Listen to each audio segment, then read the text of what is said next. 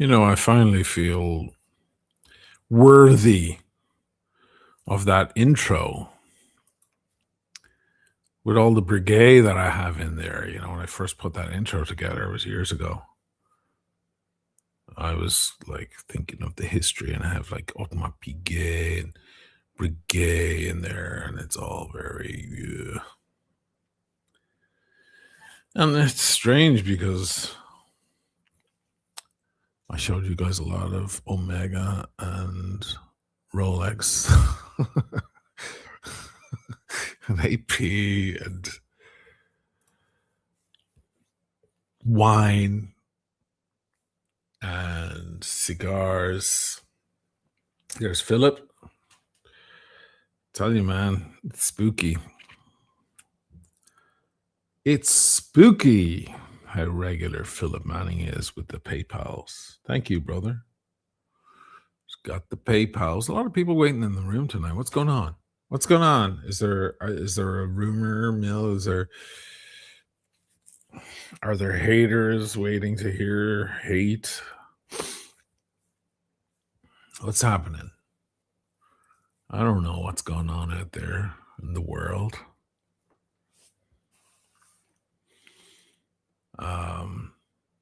Speaking of wine, I might be doing some collabs with wine people who have YouTube channels and Instagram channels. 2 people. One I just heard back from yesterday, and then another just tonight.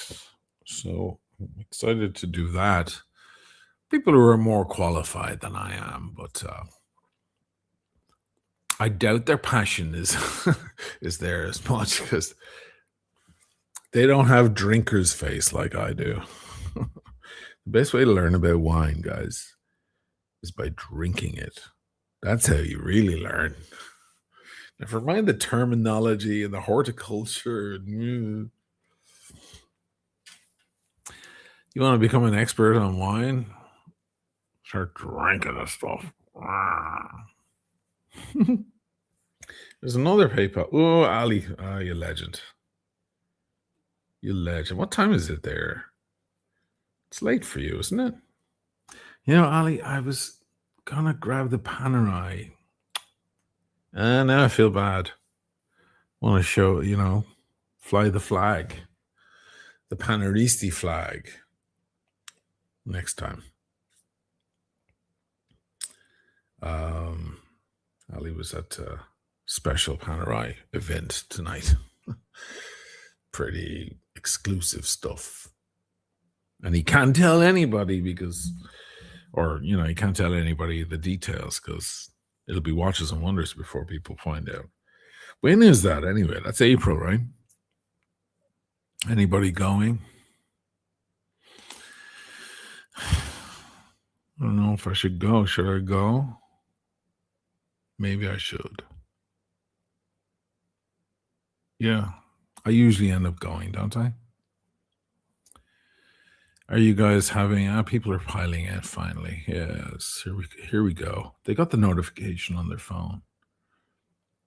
This scruffy Irishman is live. Would you like to watch him or not?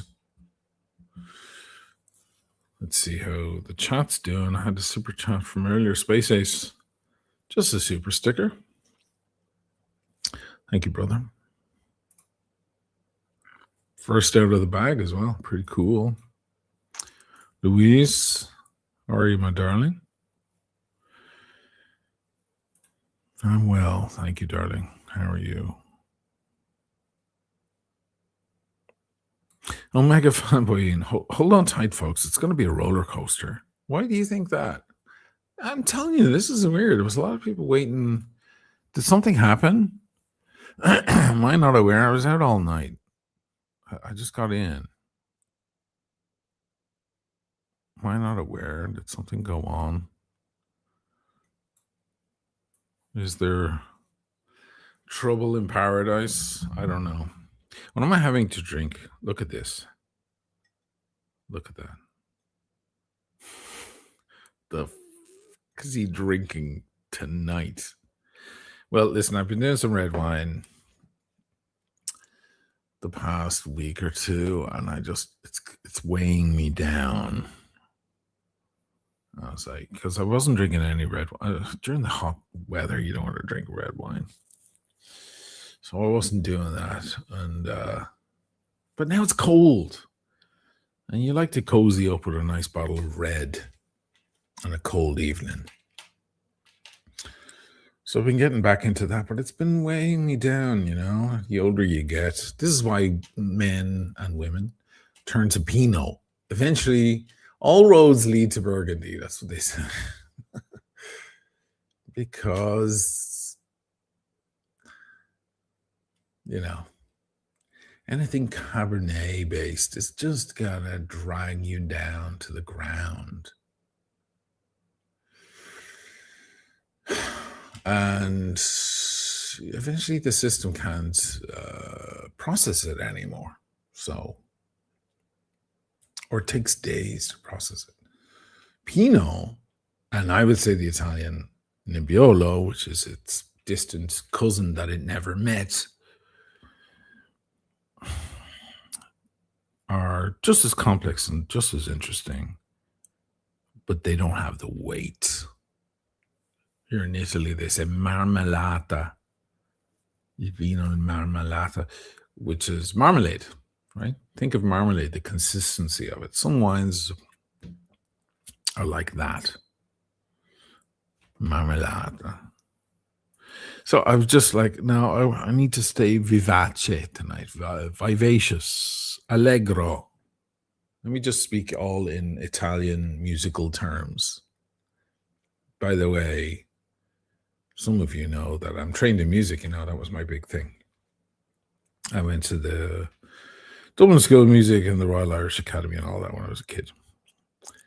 And it gave me an advantage with Italian when I finally started learning Italian later in life, because I knew all these phrases, because I had to learn them.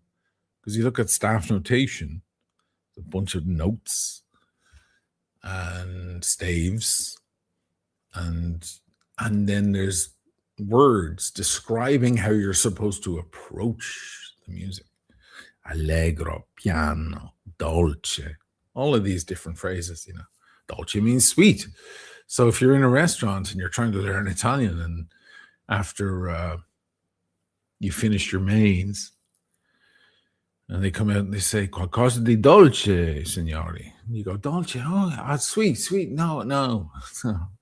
Or whatever, you recognize these phrases. Italians have the upper hand. They have the upper hand because all the music is written in their language. Stringendo, all of these different phrases. How did I get onto that? Oh yeah, I wanted something more vivacious and bright. I'll get to your comments in a minute, guys. Sorry. This is my intro. This is the entrance to the conversation. It's supposed to make you relax and sit back and go, I wasn't going to open that bottle, but now I'm listening to him. He's talking to me like we're just sitting together in a living room having a cigar. And now I want to open the bottle. God damn it. Why do I watch this guy? He's a bad influence. I'm sorry. Speaking of cigars, I'm going to have a Toscano. Not to be confused with the Toscanellos, which are the little short ones and come in flavors. I don't want fucking flavors. Flavored cigars. Get out of here. I'm not a flavor guy. I want cigar flavored cigar. I want vodka flavored vodka. I want coffee flavored coffee.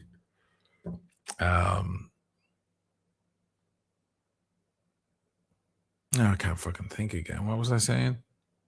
Oh yeah, so the drink.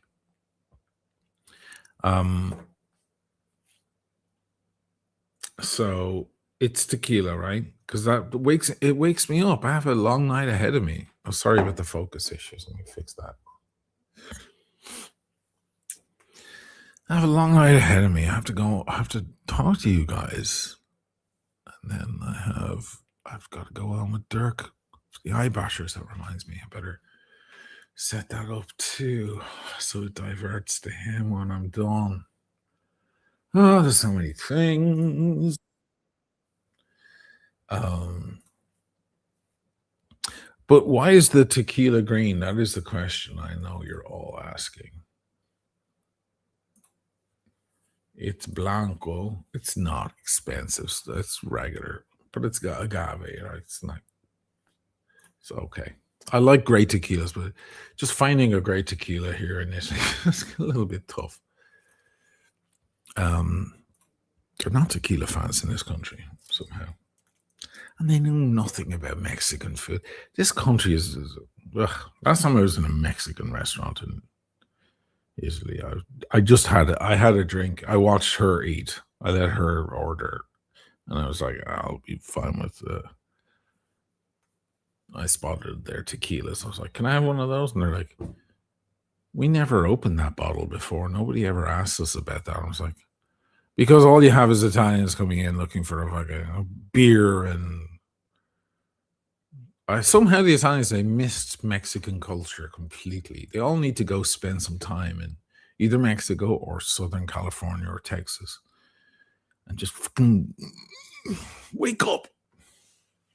They wouldn't know a decent taco if it stood up in their soup in front of them.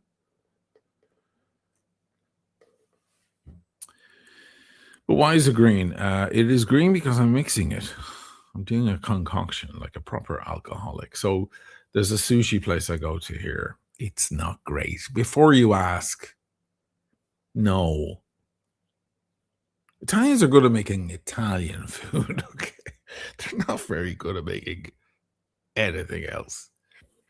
We forgive them, right? But it's okay. It's all I've got. It's all I've got. So I gotta take it.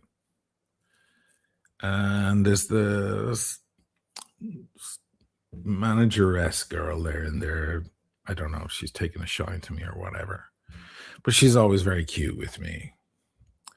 And she always gives me gifts. So the last time I hadn't seen her in a while. And she was like, "Can I give you a nice present?" When I was paying for the check, you know. I was like, "Sure." Does this woman want me to propose or something? I don't know. It would be nice to have a nice little Asian around the house, chasing after me, cooking me meals. Nah. Um, and she goes, I kept this for you. This is a bottle of, you like sake. I noticed this is about a special sake. And so I was like, oh my God. And it's green.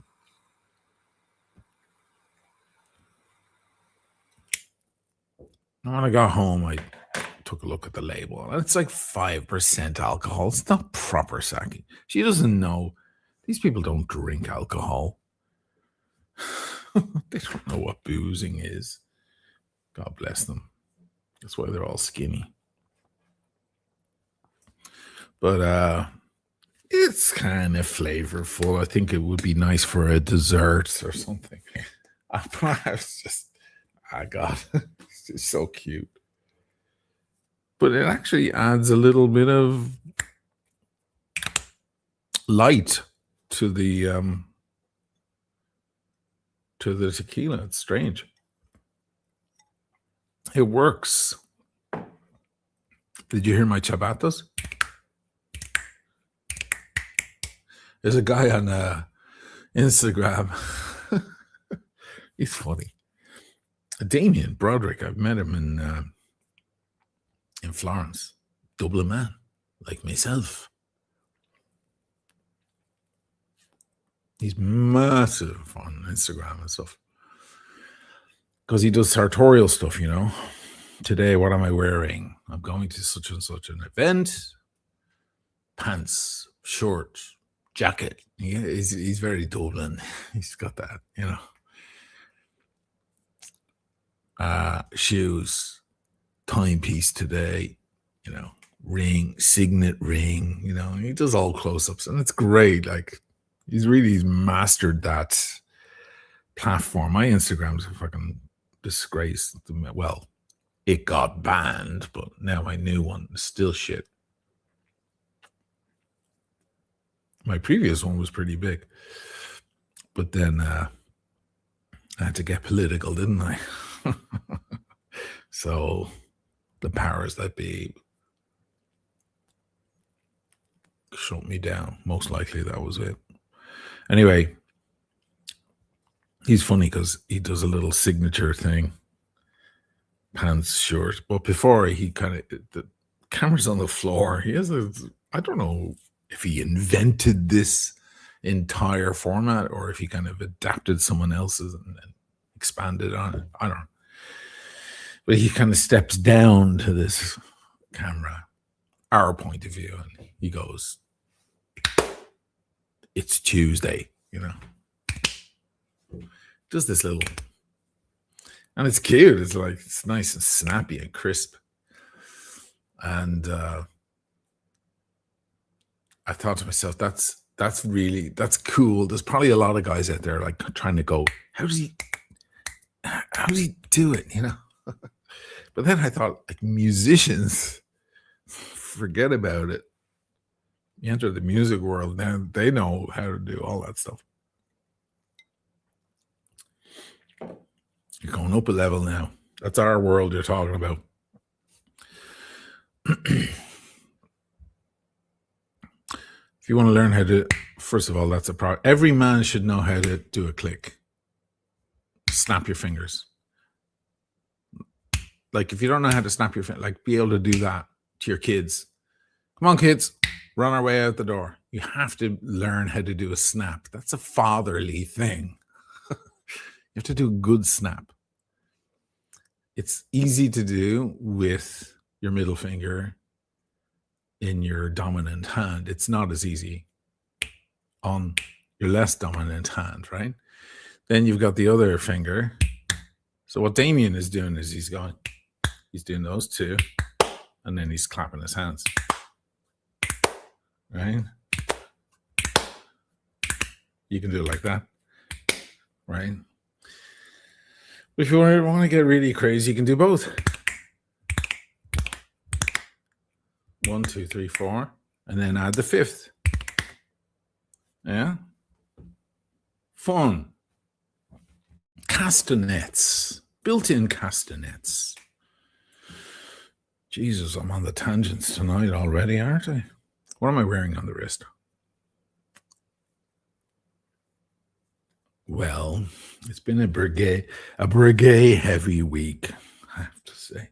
This thing arrived. This beautiful catalog. Oh my God. Say what you want about Rolex catalogs, but when you see Breguet and the way they do their catalogs are so classy. The printing is magnificent. The detail, oh fucking hell. I was just going through it earlier. Oh my God. It's just a next level. Breguet is madness, pure madness. So yes, I'm doing the Breguet Tourbillon.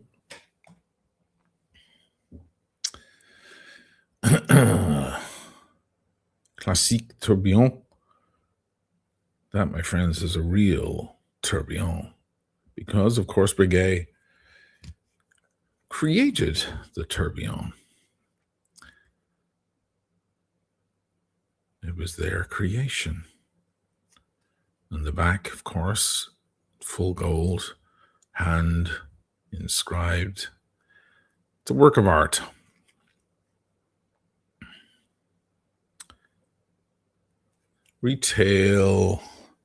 Original retail price on this, I think it was 180,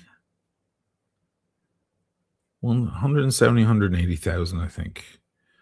But you can find them now on the gray market for somewhere between, with box and papers, 50, 45, 50, without box and papers. And there's a lot of them without box and papers. Because the kind of guy who buys a watch like this or is gifted a watch like this is usually a very wealthy person. And when you see one of these wind up in the market, it's probably because he passed away or something. Something like that. It's a different, you're into a different hemisphere. And so there are many, I mean, not many, there aren't that many even made. This thing is numbered on the back, like a pretty short number, but there are maybe, I don't know, 15 or 20 out there that I was able to find that don't have boxing papers. And if that happens, don't be alarmed. I actually do have boxing papers for this. I just discovered today. I was notified that the box and papers are in the mail, finally. So I was going to sell it for somewhere in the 30s, but that's gone up now because of that. That changes everything.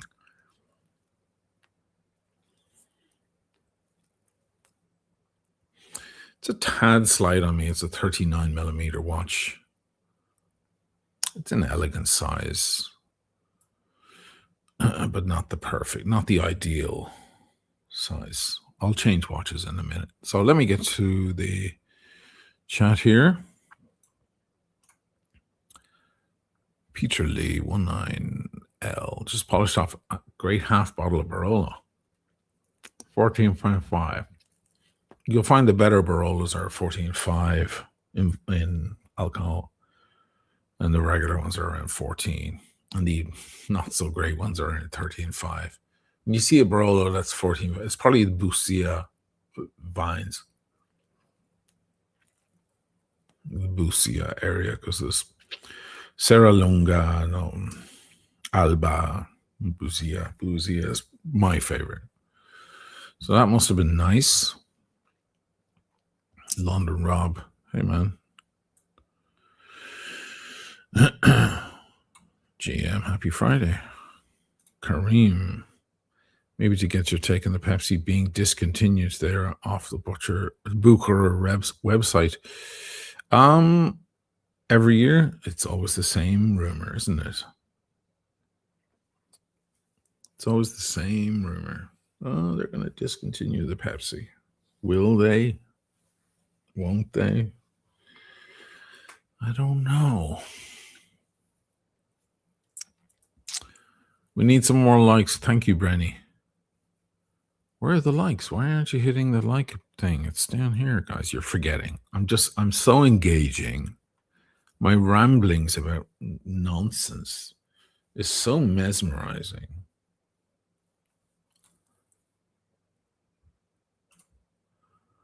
That you forget yourselves. Des Ferris, 20 British pounds. Hey, man, good to see you come on tonight. Brandon says hi. Hey, Brandon. He's working on another composition whilst listening to Mozart Violin Concerto No. 5. Music is his first love, and it could be his last. Cheers. Find what you love and let it kill you. Right? Bukowski. No one's living forever. Right? So, eat the cake, drink the wine, kiss the girl, smoke the cigar, buy the watch. Because you don't know how long you have.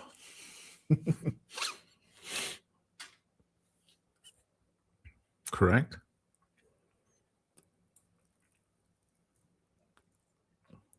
Just listened to Bill Hicks earlier tonight. Hadn't done that in a long time. He was talking about pro-life.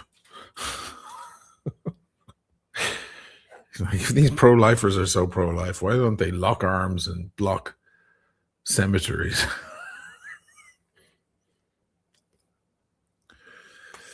She can't come in. She was 86. She got hit by a bus. There's options.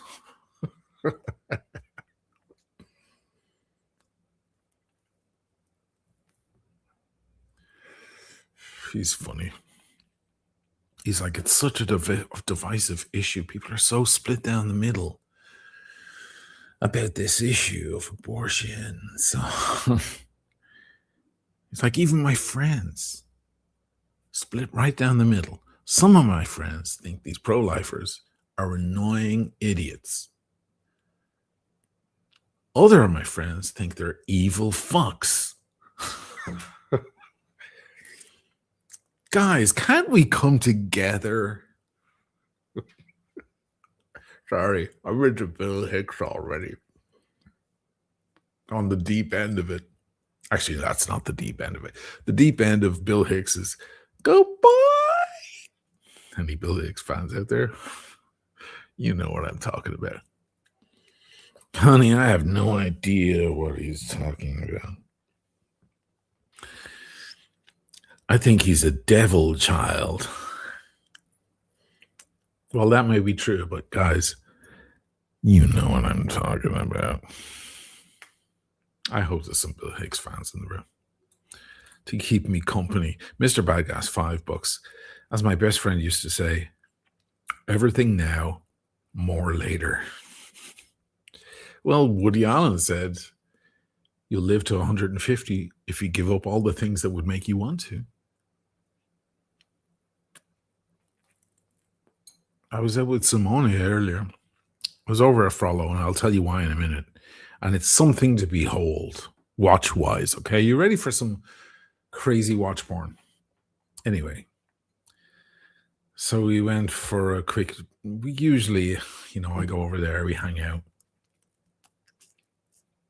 He closes up the shop, and then we go for a drink. He's not a big drinker at all. One drink is more than enough for Simone. And he was telling me about his woes and his family issues and so on. Poor guy. Unbelievable. But whatever. And we were talking shop as well. But he mentioned that he was he's on a strict diet. I said, what happened? And he goes, I went to the doctor, and the doctor said my cholesterol is kind of high and I have to cut down. And he's not an overweight guy. He's a very slender, in shape guy. I'm like twice the size of Simone. I could eat him.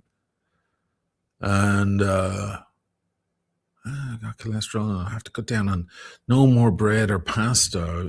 Maybe eat pasta once a week or twice a week instead of most days. No pizza, I only eat pizza once a month and so on.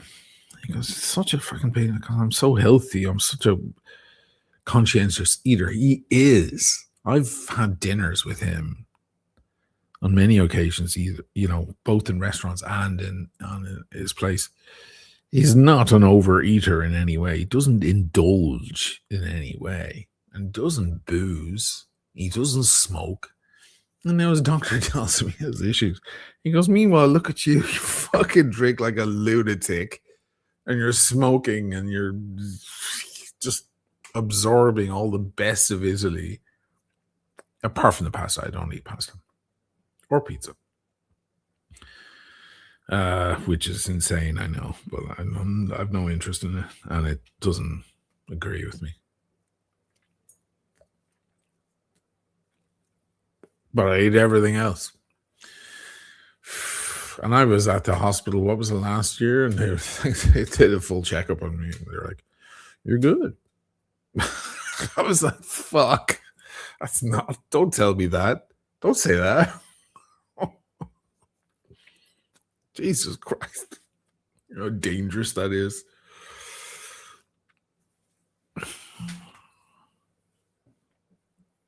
And I had a pain there. That was a couple of years ago. I was like, oh, there goes the liver. Cirrhosis on its way. The hospital are like, so we got the tests back. Your blood is fine. Your liver's fine. I'm like, excuse me? Can you repeat that bit again? Liver's fine. I'm like, there's no fucking way my liver's fine.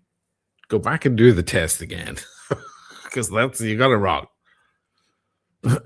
You know what? So much of this is just DNA. It's family history and blah, blah, blah. They're always asking these supermodels, Adriana Lima and so on, what's your favorite food? Do you remember she fucked up years ago? It was a long time ago. What's your favorite thing to eat? And Adriana Lima goes, she's a Victoria's Secret model. She goes, oh, my favorite thing to eat is chocolate. I have to eat chocolate at least a bit every day. And she has to walk it back because they're like, oh God, don't say that. Don't say, because you're a skinny, tall bitch and you can eat whatever you want. I dated a bunch of girls like that. I was looking at them going, there's one girl, she used to like ask for cake in the middle. I used to have to get out of bed after having some fun. She's like, I want fucking velvet cake, red velvet cake from the deli. I'm like, you don't even have a 6-pack. You have an 8-pack. I can wash my fucking clothes on your stomach and you eat cake every night in bed. God is cruel. He's cruel as hell. If you look at these models on a catwalk or whatever, they're not healthy. They don't go to the gym. They probably go to the gym to pose and they do a little bit of light working here. They just have incredible genes. That's all. That's the truth of it. Sorry. I met a woman years ago at a party upstate New York. And she was one of these marathon, a marathon is like 26 miles, right? Well, there's these people who run like super power marathons. I can't remember the name of it. It's a different kind of marathon. And it's like 120 miles. It's like makes a regular marathon look like nothing. And they run them, they travel the world and they run them all around the world. That's all they ever do. They're on a plane, they're going to Australia to run that one, and then over to California to run that one. And this is what she did for her living. I don't know how she made money, maybe sponsorships. I was like, Jesus, when was your last one? Oh, I did a 90-mile the other day. I was like, you ran 90 fucking miles? What are you, Superwoman? Was she skinny and tall? And no, I mean, I'm sure she was built like a fucking brick.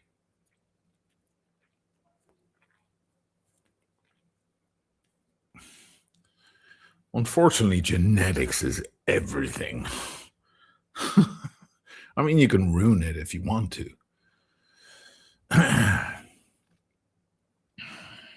don't know how many girlfriends I would say to them, don't ever fucking say that in front of anyone I know. Don't ever say, oh, I feel like I'm fat today. You skinny cow. You're not fat at all.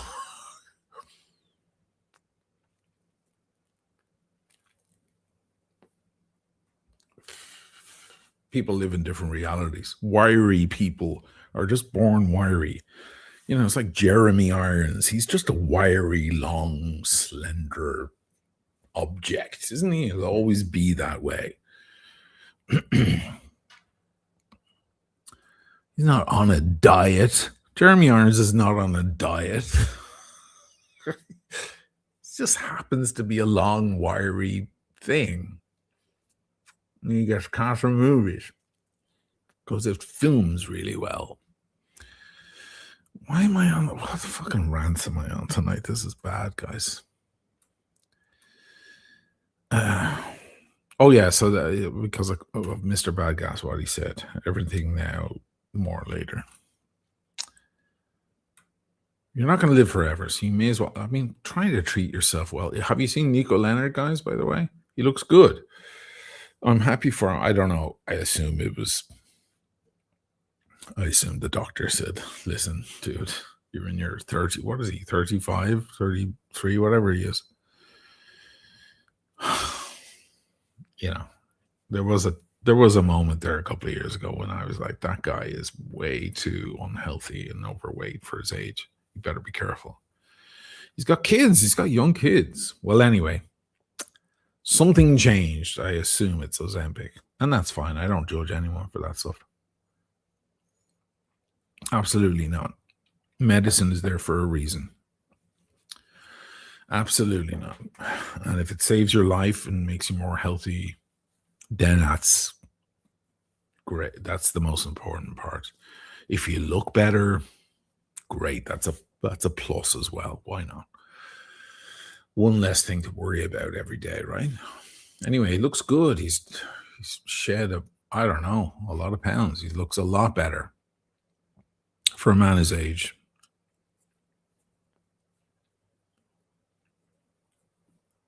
It's good that he did what he did.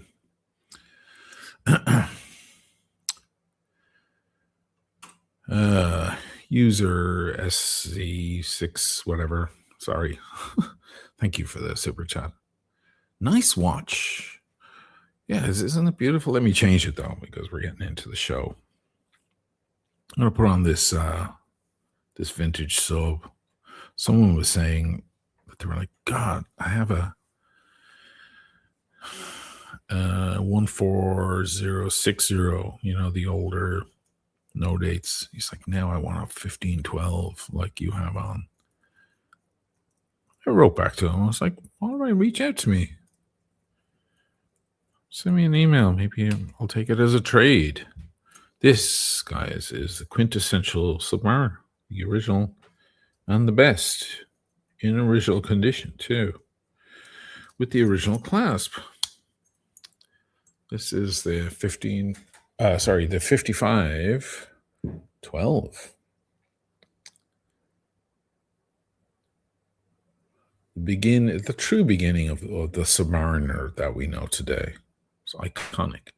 5513 is just behind it as an icon, but I think the 5512 is just, it's up there. It belongs to Simone. It doesn't belong to me. But he was like, I'm going to move on some of these vintage nostalgia pieces I have in the safe. He had a 1655 on tonight. I was like, you're still not selling that, are you? And he's like, no.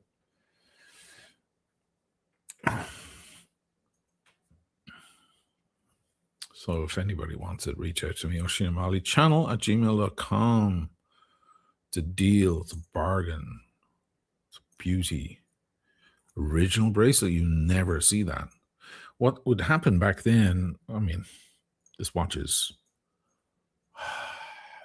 58 years old or something, 57 years old. What would happen a ways back when you sent a Rolex for service is they would replace the bracelet, because when they started doing the fold over clasp, they started just issuing those and they remove you. So you got your watch back with this kind of new sophisticated bracelet. Wow. Which back then was probably like a nice, pleasant surprise. But now, all these years later, it's like, not so much. We want the original. This is the original. You never see them on it. That's why it's so special. And it did go for service. So whoever sent it knew what they were talking about, because they must have requested. There's the service papers from 2007. They must have requested no replacements unless absolutely necessary. 5512. It's a beauty. There's a piece of steel for you. Watch Drama Alert is giving me a yellow card, apparently. This reminds me of those blokes that read a Hunter S. Thompson book as a teen and makes it his entire personality.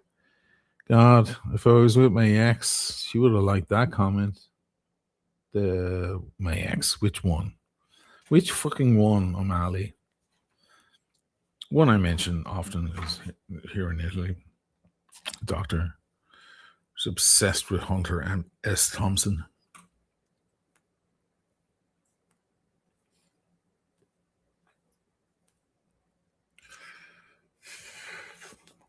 It's true. I've kind of made my lifestyle my profession, right? I've managed to turn my indulgent, lazy lifestyle into a job.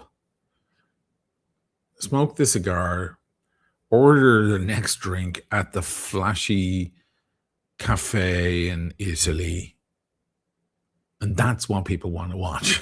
It's like, wow, I could have been filming myself the whole time doing this. Talk about random shit. Tell us about girls. And boom. Next thing, people are like, oh, I know. There's more to it than that. I'm just playing. I'm going to take that as a compliment, my friend. I don't read a whole lot of Hunter S. Thompson. You're talking about what was the movie they made out of one of his novels? The Vegas one. Names disappear.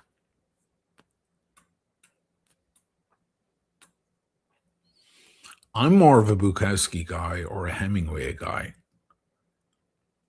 You know, Hunter S. Thompson was big into narcotics, drugs, hallucinogens, Fear and Loathing. Thank you, Bluesman. Fear and Loathing.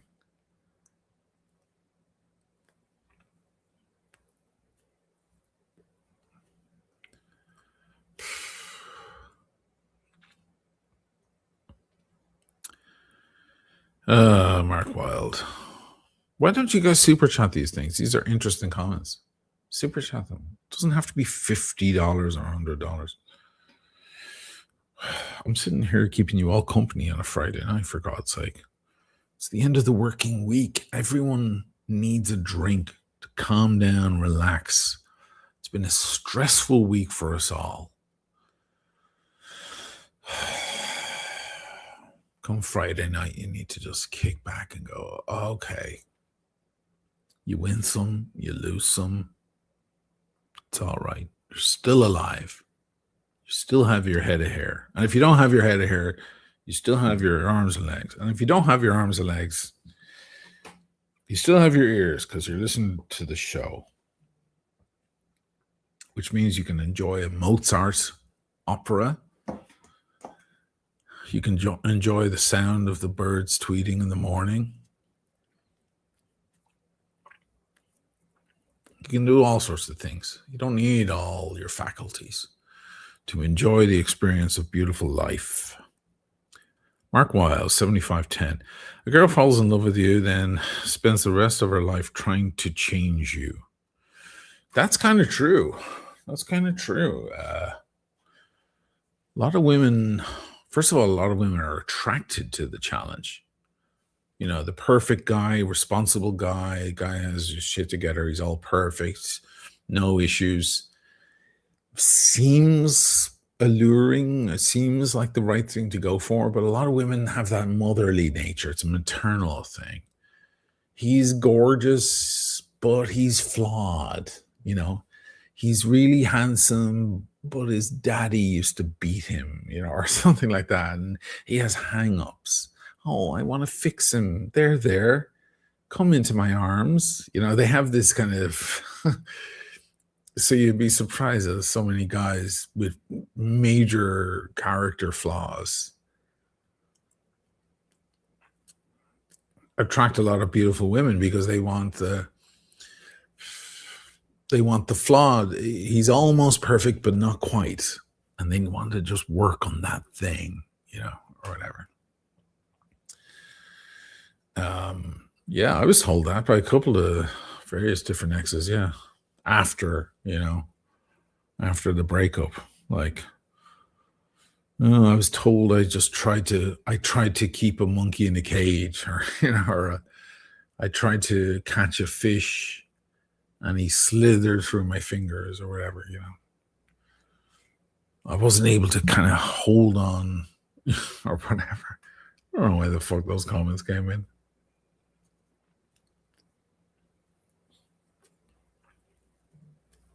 Meanwhile, then, if you give them a subservient person, thank you, Louise, for the PayPal.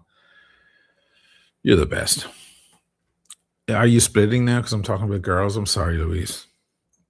If that offended you, maybe that's your way of telling me I'm not listening to this. Sorry, darling. I don't mean you, Louise. You guys are great.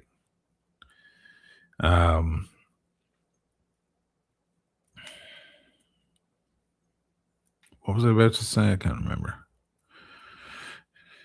Yeah, something to that effect. Just,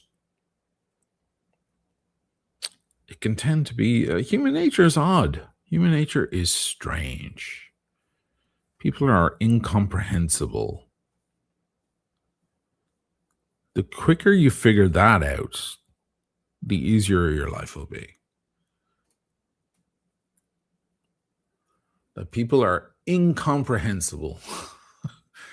Do not expect them to do the thing that you think they should do, or they better do, or it's best that they do, or whatever. Do not expect. People are haphazard and random, especially younger. Anything under 40. Jesus Christ, if they're between 20 and 30, do not rely or depend on these people. They may do great things. They may show up on time for whatever it is, but they may absolutely not as well, and will not even. They won't even think about it. Won't even cross their mind. It's not until you reach a certain age you begin to become a more reliable, dependable, responsible, accountable individual. You know, but it is true. Oh yeah, this is what I was about to say. That often the woman wants to fix the guy. That's what she's attracted to. Meanwhile, if he were eventually ever fixed, she wouldn't like him.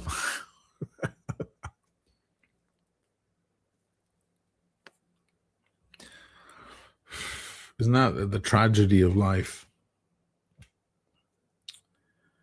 If she did actually eventually ever fix, let's say he's an alcoholic or he's a gambler or he's got hang-ups about his parents or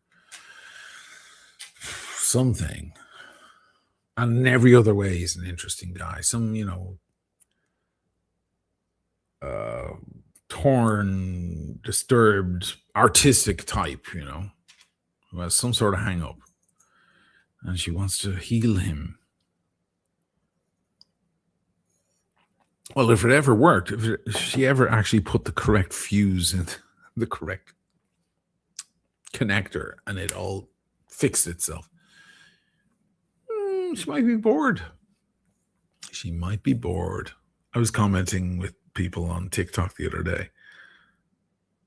There's a lot of people going on TikTok. I don't know if they're all genuine, because unfortunately that's a problem we have these days too.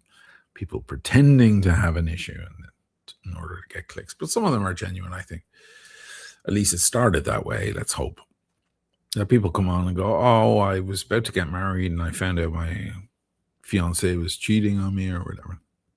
There's all these things. And there's one of guy, and he starts videoing, catches a kind of mid drama where she's crying and going, please don't leave, please don't leave. And he's like, I'm out of here. I just discovered we were going to get married in a couple of weeks, and I just discovered she's been sleeping with a guy that we both know. And she's like crying and screaming, and she's almost violent. And I think that's why he's filming it, because, if things get heavy and the cops arrive, they're cuffing him, even if it was her. Even if it was her instigating it or getting violent, they're going to cuff the guy. And he clearly, from the video, you can tell that he already knows that. So he's filming it so he has proof and evidence that he's just like, hands in the air. I'm trying to get out the door. I'm finished with this woman. I'm leaving. And she's like holding on to him. She's gripped to him like a crab. And she's aggressive and really torn up. And I was reading, the comments are very, very interesting. You see what a lot of people saying, look, she clearly regrets what she did. You should give her a second chance, blah, blah, blah, blah, blah. And I wrote in, I was like, she clearly regrets what she did. But if you forgive her, she doesn't want that guy. She doesn't want the guy who would forgive her. That's why she's clinging to you right now, because you're the guy who doesn't, and you're on your way out the door. You're like, see you, darling. We had a good run, but ta-ra, and I wish you the best. That's the guy she wants. You forgive her for what she did. She doesn't want that kind of man. It's different in the other direction. A woman can forgive a man. Most certainly. Most certainly. Men are stupid. They fuck up all the time. And they come running back to mama. That's a different thing. A man will feel forever in their debt, you know.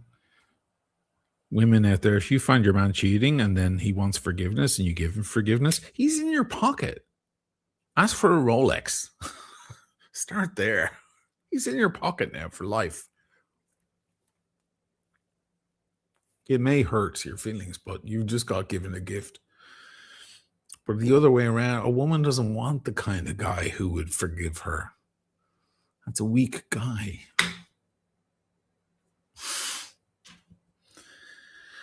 So it's just the fact of life, isn't it? I'm supposed to be doing watch talk tonight. So I'm going to show you some watches. Let me see. Mark Wilde. Picked up a Palm 515, 47 mil. Ordered a red, rose gold. Oh, man. Mark Wilde. That's a beauty. We have Panaristi in the room. Excuse me. We have some heavy Panaristi in the room. I hope they appreciate that. It's nothing like, first of all, it's 47 mil Palm. That's the beefy shit right there. That's what we want out of our Palms. The red gold, dude.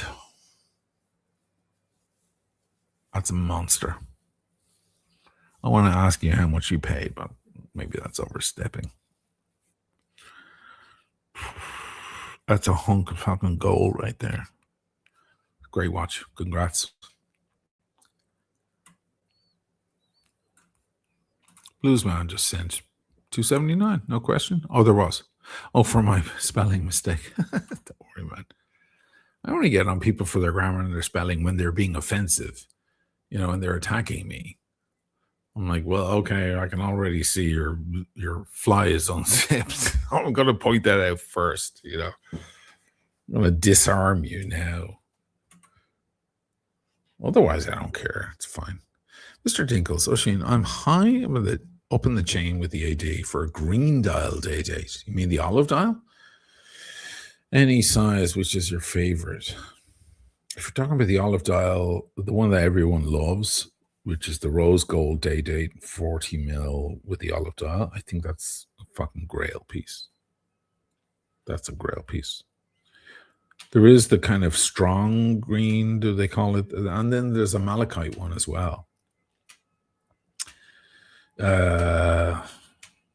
Shit. Any of them are great. My favorite right now, it was the olive dial up until not so long ago, but now my favorite is the Fume Black, the Martin Scorsese, as they call it. That's got to be hands down the most beautiful Rolex that exists. If you can get that. There's another one I discovered as well. I'm a big fan of the Rose Gold Sky Dweller with the teal dial, which goes for an incredible premium. Okay. Never mind what Adrian Barker has to say. It's nonsense. There's a lot of watches in the Rolex catalog that still go for hefty premiums, including the sub. Not a hefty one, but still premium. And that thing, just something about that blue, that green, blue, teal, on the rose gold. But there is I believe there's a day date that has the same color configuration. But damn it, it's only a 36 mil. You can't get it in 40. If they release that in 40, that's going to be on my radar. It's only in 36. I should show you. We are doing watch talk, right? Stop just fucking going on in the microphone with your stupid cigar, you moron. Just show the people what you're talking about.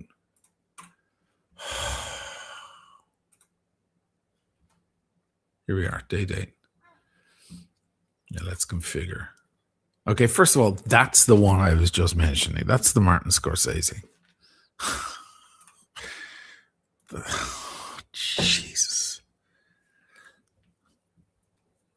If I bought that watch, I would be very tempted to become what my good friend John, who was on the show last week. Sorry about the seagulls in the background. For some reason, in the middle of the night, they decide to fucking sing their stupid song. It's not even in tune. What John he's been trying to convince me to do is become the one watch guy. If I had that watch, I'd consider it. That thing is frightening. They call it the Marty Scorsese because he was the first guy spotted with one on his wrist when it was released. And he's a Rolex ambassador. Thing is a monster. Now, let's go to the olive, which is what everybody wants, right? There it is. That's a stunner. Absolute stunner. I'm also a big fan of the silver. Okay. Hey, I wouldn't say no to any of these, but let's be real. But the teal one, why does Rolex's website is fucking garbage, man. All right. Now, let's go back. Go back. Now, if we go to 36 mil and we continue into the material, we want Everose gold. Knurled. We don't need the diamonds. None of that nonsense. Look at that. Look at that. That does not exist in the 40. It's got baguettes, but we don't care because they're sticks. You know? It appears to be a stick dial, but it's not. They're baguettes. And normally diamonds, for the fellas, diamonds on the dial is a little, but in this case, works fine. If they released that in 40, I'm done, man. I'm toast.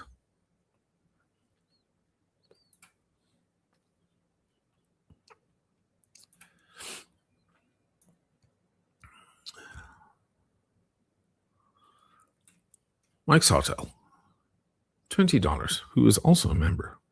Guys, become a member. Become a Whiskey Cigar Lounge member and come into our WhatsApp group. It's a good group. Nice fellas. We share wrist shots and shots of where we are and what we're doing and little conversations and so on. It's fun.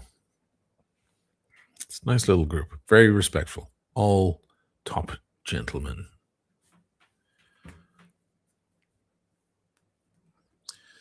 Mike's Hotel, hi there. Actually, nice live chat. Very relaxing on a Friday. Yeah, that's what I'm here for. I'm just, as you can tell, I'm just shooting the shit. Joe, any news on what's Poppy missing in Paris FP Journe? I haven't heard anything about that in a long time. No. There was some, people were reaching out to me because I made, I did a live there with Brenny and John last week talking about Adrian Barker's video about Rolex prices coming down, which was clearly clickbait. And he knows how it works. Clearly, he's a professional with this stuff at this point. And there was a little bit of pushback and responses, and I think he's under the impression that we don't understand what he was trying to say. We know exactly what he was trying to say. We're repudiating exactly that. He's straw-manning us. He's straw-manning me.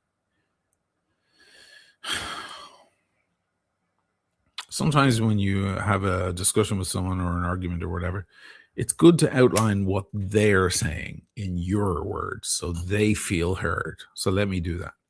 What he's saying is that a stainless steel Submariner date, non-date, whatever, in black, whatever, the standard one, doesn't go for much over retail or goes for around retail on the gray market. Therefore, if you feel like flipping one, you want to buy one in the AD, you get the call, and you feel like, oh, great, now I'm going to make a healthy profit, and you want to go sell it. If you're a flipper, which he has a big disdain for, I think we all do, but he has there's a particular ire he has for these people. It's not going to work, because if you go down the street to the gray market dealer, they won't offer you what you just spent. They'll offer you a little less because they've got to make their own margin. Or they'll offer you exactly what you paid so they can charge that extra little on top. So you're not going to make any money. So there's no incentive to do the flipping. See, Adrian, we heard what you were saying. We're not as stupid as you think. We fucking heard every word. Our point is, that's not true. That was our repudiation, if you cared to pay attention. That the watch is still going for above market, but properly above market, enough that I called 2 traders last week, 2 dealers, and Brenny called his favorite guy, and we were both offered, he was offered £1,000, British pounds, and I was offered roughly the equivalent in euros. So I know that he wants it to be true, but it isn't true in reality. Now, he was like, I'm going on the watch charts and so on. I was like, yeah, but what's the reality? There's one thing some fucking journalist writing or some sensationalism to make headlines or whatever, you know. There's another thing. Call your local, you probably don't have one. Call your local watch dealer or trader and say you have a brand new 2026 Submariner date from the local AD, unworn. What can you offer me? And then tell us what you heard. We're talking about the reality on the ground. That's what we're talking about. This is like mad misinformation. Also, to even get the call for a piece like that, don't you have to be really embedded? Don't you have to be really deep in? Yeah, you have to have purchased a lot of stuff from the store before you start getting calls for things like no date subs and date subs. They're kind of like, they're not the end of the rainbow. The end of the rainbow is like a Panda Daytona or a Pepsi or something. Or beyond that, then a Le Mans or a Rainbow or something like that. Right? They're in the distance. But like, you really know you've spent a lot of money with your AD and you've really developed a strong rapport with them when you start getting calls for those pieces. Because that's what everybody fucking wants, let's face it. Their list is 5,000 guys strong. So that was our whole spiel. We're like, you're not mentioning the details about this thing, and without flogging a dead horse, because we went over it in detail last week, his wording was like, you can no longer make a massive profit on a sub. You could never make a massive profit off a sub. You could make a profit. The massive profits came from Pepsis and Panda Daytonas and Tiffany OPs back in the day, right? They were the massive profit watches. If you were lucky enough to get the call of the AD and you were so inclined to flip the watch, quote unquote, there was a massive profit to be made. But historically, the profit on a sub was always just a couple of grand. It was never, even during the hype, it wasn't that much more. Even during the spike of 2021, 2022. But it was always more. because it's a historically hard piece to get, and it still is. There. Ugh. I feel like I just took a shit. John Schmidt. Hey, man. Do Zero S watches wear true to their size? They appear that they might wear bigger than the specs say. The H2 Battle of Britain. Okay. They're large watches. They are. Both Graham and Andrew are, they're not slender, little skinny minxes. They're real men, you might say. They have, substantial wrists, and they like their Tudors and their Panerais, and they're like beefy, chunky watches. These guys aren't wearing a little Cartier tank must. They're not into that stuff. So their watches are they're built like tanks. Okay, so and obviously when they're designing their own watches, they're gonna want to make them look good on their own wrists. In fact, they started making smaller watches, 40 mil watches, only a couple of years ago. There's one of them right there, the Flying Scotsman one there. That one's more regular sized. But you're talking about the H2. Let me find that one. There's the H1. Where's the H2? Is it in the others? Did I miss it? Not paying attention. Oh, this one. The Battle of Britain H2. No, this is one of their 40s. It's not a small 40. I understand what you're saying. Sometimes a 40 mil watch looks bigger than 40. Sometimes it looks smaller and wears smaller. It's not going to wear smaller. You can be guaranteed of that. But there are other watches that are definitely big, hefty, chunky fuckers, I don't know how to answer what you asked me because I don't know what size wrist you have. I don't know what you consider to be a large wearing 40. I don't know.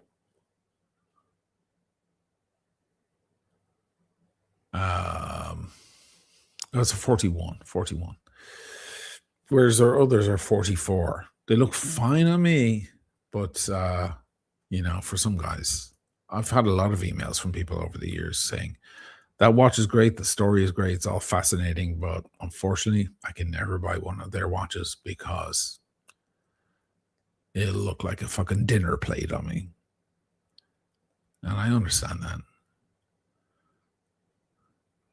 I don't know. It depends on what kind of wrist you have and what kind of thing you think suits you, Thanks for that question, though.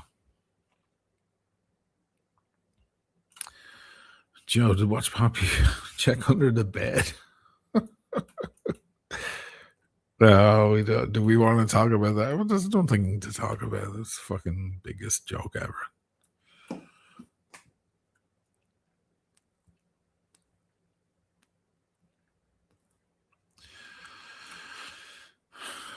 Peter M. Watched George Clooney movie Jay Kelly today. Great movie, and of course various hints of Omega in there. Yeah, I've become increasingly interested in the DeVille Prestige. Yeah, listen, I'm an Omega fanboy. I love it all, and I love the way Clooney is very loyal to them. Like Daniel Craig isn't. He'll do the Bond Seamaster thing, and then he'll show up in an event, and he's wearing an old fucking Daytona or something. You're like, oh, you little fucker. Whereas Clooney sticks to Omega. They're all beautiful. DeVille is a very elegant, stunning watch. No doubt.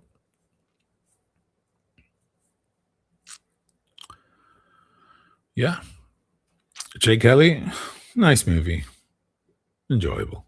I was weirded out that at the end, I don't want to give anything away. Am I giving anything away?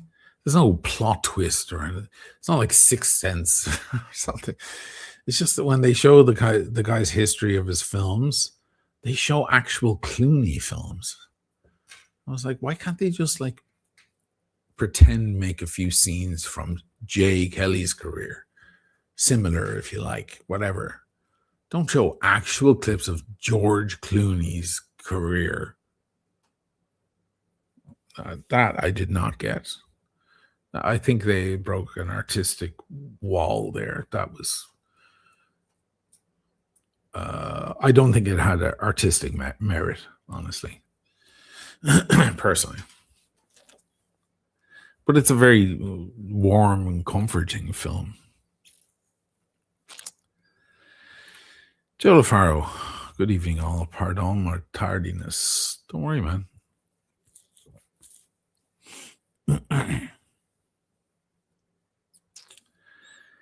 Dave, thoughts on the Christopher Ward logo?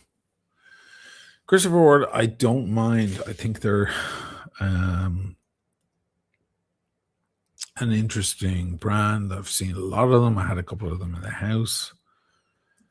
I know people who own a lot of them, and they're lovely watches. They're very well made, especially for the price. The price is the important thing. You put the price first, and then you consider the watch. And but I took issue with the logo because it was really out there. And I thought, like, what are they doing with this thing? You mean this thing? It got a GPHG award. Didn't know that. Anyway, they make their own movement here. It's called kind of in-house, and they're kind of upping their game. But my problem with it is that that's $5,000. It's fucking $5,000 for Chris Ward.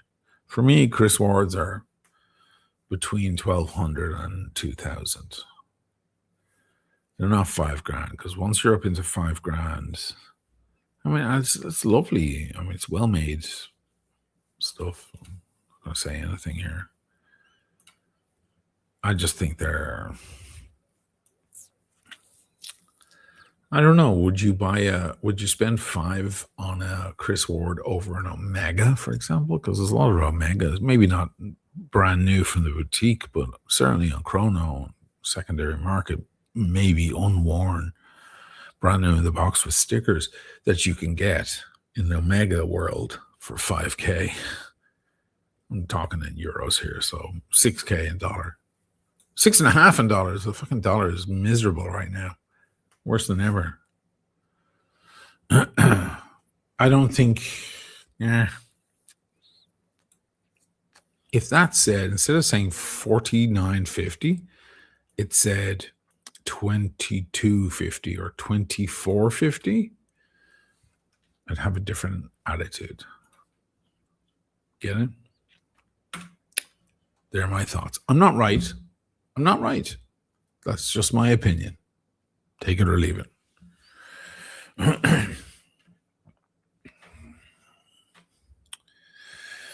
Ay. RP 160 article in the New York Times. About what? RP 60? Did you say earlier? Sorry, I can't read every comment. I don't know what you're talking about.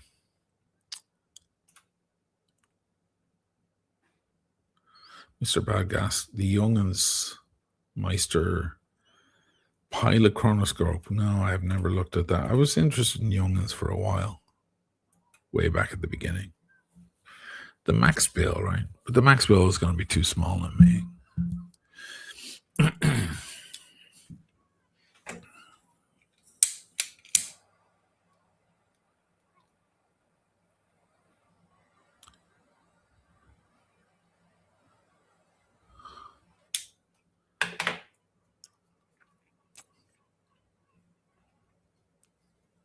Hmm.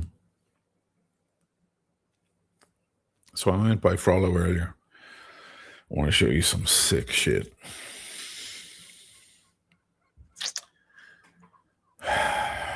Because one of his sons is trained in Switzerland.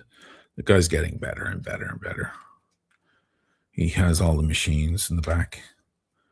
So if you want a polishing job or something fixed, I mean, if you want like the movement worked on, that's a different kind of guy. He has his guy here as well for that. Sorry, there are seagulls in the background, guys. I live in the middle of a lagoon.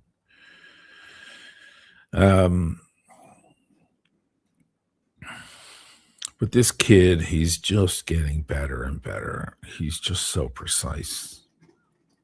And I love him for polishing watches, and he's so good. He loves working with gold. It's so agreeable.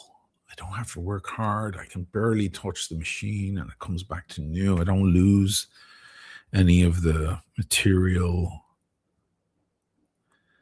So I came in some beautiful gold pieces recently, and one of them that I was not expecting to love was this.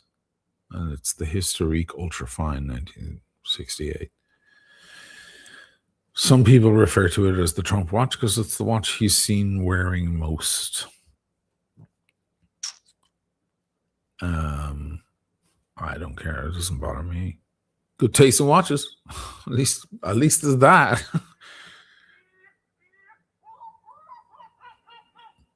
The seagull disagrees. But it's a used watch. And it had some scuffs. So he did the work on it. And it just came back magnificent. It's the Historique. Now there is a slight thing up here somewhere. It's very unnoticeable, but you might spot it. But that's fine. I don't care. But everything else came back gorgeous. He left the back. There's a slight scratch there, a couple of little scuffs, but he left it alone in order to keep everything beautiful. But he did the surrounds. You see, the surrounds are all beautiful. And it just came back magnificent. He just has the right touch. He understands. This is the problem with polishers out there, like amateur polishers. They go at a gold piece like it's a steel piece, and they don't understand. You can't. The steel needs convincing. The gold doesn't. The gold is agreeable. Let me take off this steel piece. Again, if anybody wants it, oshinamalichannel@gmail.com. It's a great price for this thing. $55.12. Original. Full set. Do I have to set the time on this? I do. I do indeed. I didn't expect to love this watch, but I do. It's very unique. It's Vacheron Constantin. And it's absolute beauty. And I've been wearing it a little. I wore it over the Christmas. But I was like, you know what? Just going to leave it in. Just brought back to new condition.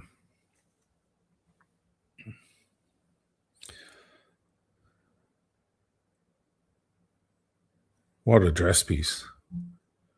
I mean, what? If you're going to like a friend's wedding or something,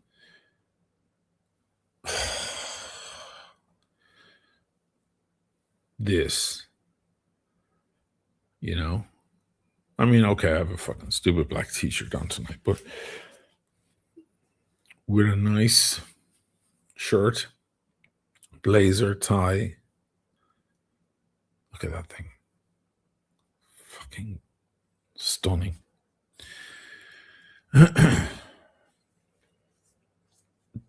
Excuse me. Oof.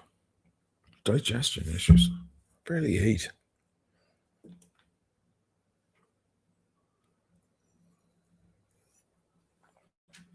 Richard Fack. I have another watch to show you, by the way. Been following the channel and really enjoying it. I'm usually in the wrong time zone to watch live. Thank you for all the effort.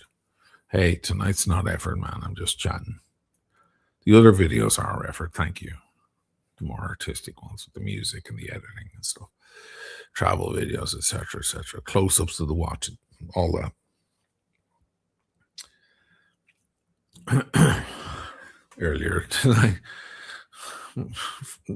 Simone was looking at he had never seen the Palina video, and his son is in that video. His son is the gondoliere, is the guy operating the gondola, and that video has done really well views-wise.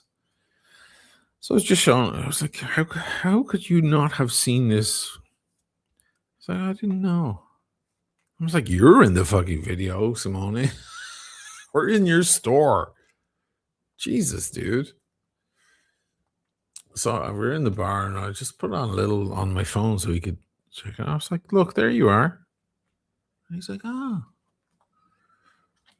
And he goes, so who did all this stuff? I was like, me. Yeah, but who did, why does it look so good and all the cuts and the... I was like, me. Simone, Jesus. I know I look like a tosser just sitting around Venice smoking and drinking all the time, but I actually do know how to put a video together. Thank you very much. It was funny. I don't think he believes me. I think he's like, he's just saying that. He paid a professional. But I'm not going to say anything. I really think he thinks that. All right, what can I do? Anyway, thank you for the compliment there. But Friday nights are literally a shit show. It's just me fucking off in front of the microphone for 2 hours and having a drink and a smoke and people commenting, asking questions and so on. This is the easiest part of my week, honestly. So one of the beautiful pieces was sold to a special person. And I'm delighted. I couldn't be more happy where it's going. The perfect person. But I did want it to kind of be brought back to kind of new. And it takes a certain skill. And Tommaso really put the work in, man. And he did an incredible job. He doesn't want money for it because I bring them a lot of business and I sell the Frollo O'Malley watches and, a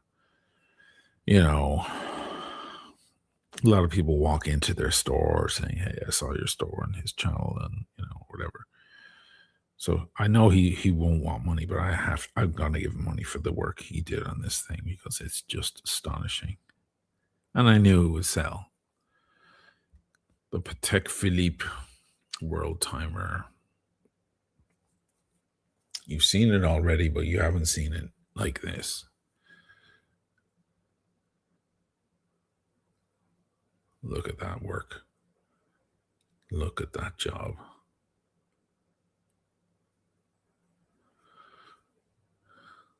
And I'm going to reveal something to you guys that you didn't know about this watch. The original owner of this watch was selling off his stuff, and I bought some of his watches happily because they're a great deal.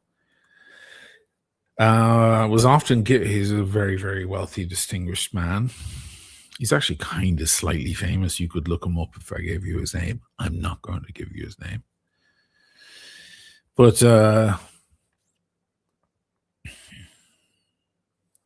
this watch was clearly gifted to him from his company.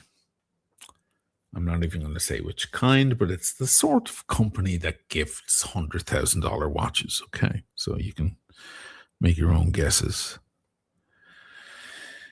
You give your CEO a fucking rose gold Patek. What kind of business are you in? There's a short list. And it was inscribed on the back. There was an inscription to him from his company on the back. And that can happen sometimes. You get a watch and it's got an inscription on the back, and that can ruin the sale value in many ways because people don't want to see someone else's name in the back of their beautiful piece. Some people don't care. And some people want it, like if it's Arnold Schwarzenegger or Donald Trump or someone famous that you like, uh, maybe you want the inscription on the back, it's like a signature or something.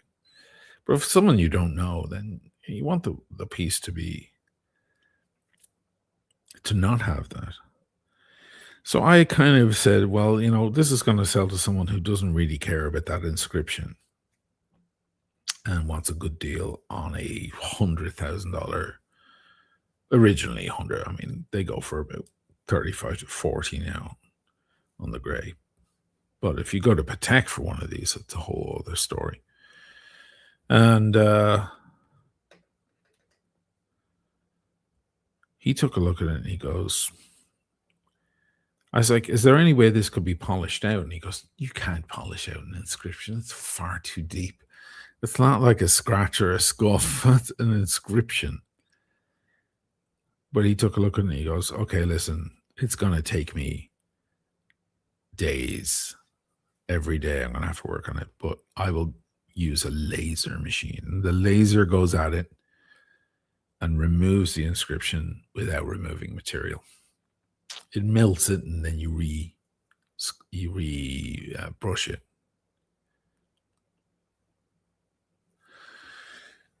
Look at the job. This guy should be getting $1,000 a day for his work. Look at that. As new. Astonishing job. Amazing. This is Holy Grail level shit. Guys, Holy Grail. I'm not going to put it on because I want to leave it. He did the clasp and everything. It's back to brand new. Magnificent rose gold clasp. I'm not going to put it on because it's sold already. And the person who will wear it in good health needs to have it in this condition. This is going in the bank. And it will sit there until it's collected. Or an absolute work of art. Maybe one of the greatest watches I've had in the house ever. Amazing. I'm gonna go buy tomorrow and give him $200. He won't want money, but I'm gonna give it. I'm gonna be like, dude, that's. Had I sent it to Patek themselves, they would have charged me a couple of grand for that job, if they even accepted the work. Little bag will sit in the bank until further notice. And congratulations ahead of time to the person who now owns that watch.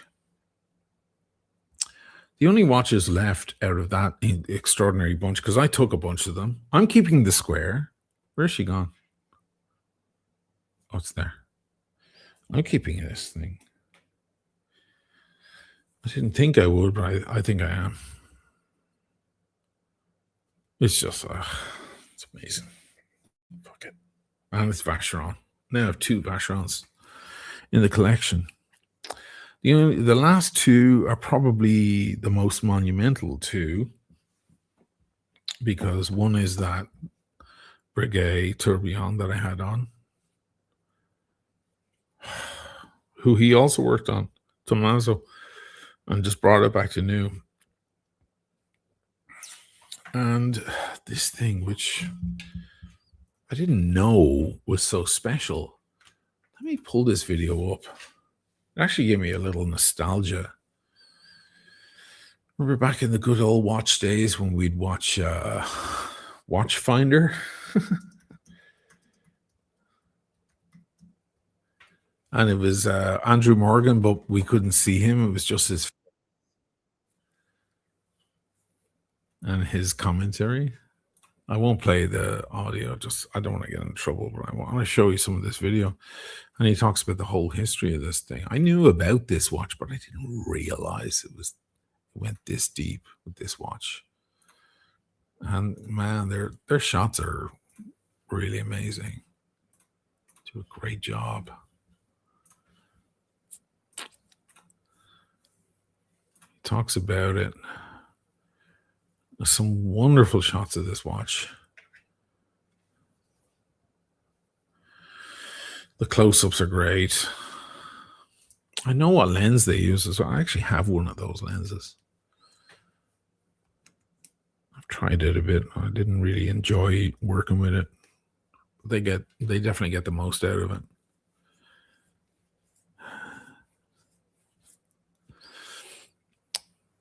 The Altiplano.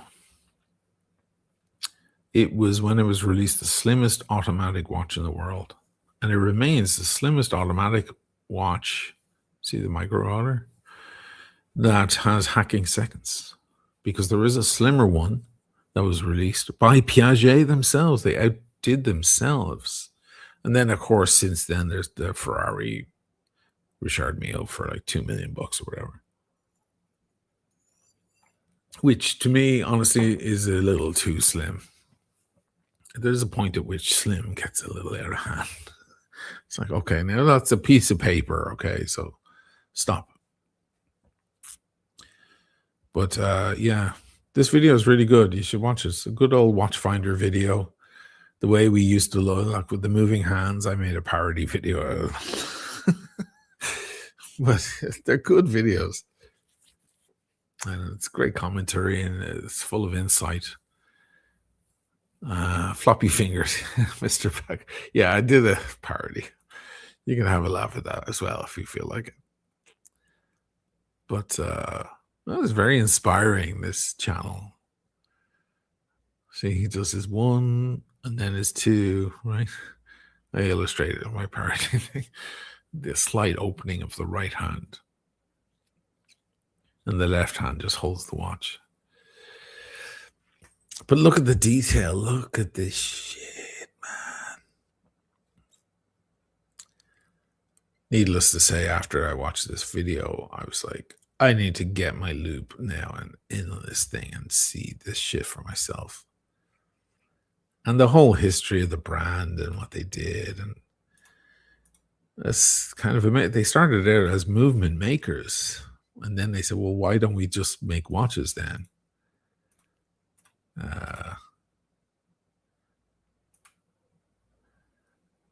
Look at all of that. Ugh, unbelievable. Lovely close-ups. Yes, that's what it looks like. There's just something about the luster of the red gold. It's astonishing. Yeah, and there's their micro rotor. And the whole thing is 5.5 millimeters thick. Hope they show it. I think they do show that. I'll show you if they don't. Why is there a peak in the viewing here? Interesting. Anyway, I didn't realize there was such a... There it is, look. How thin it is. Piaget.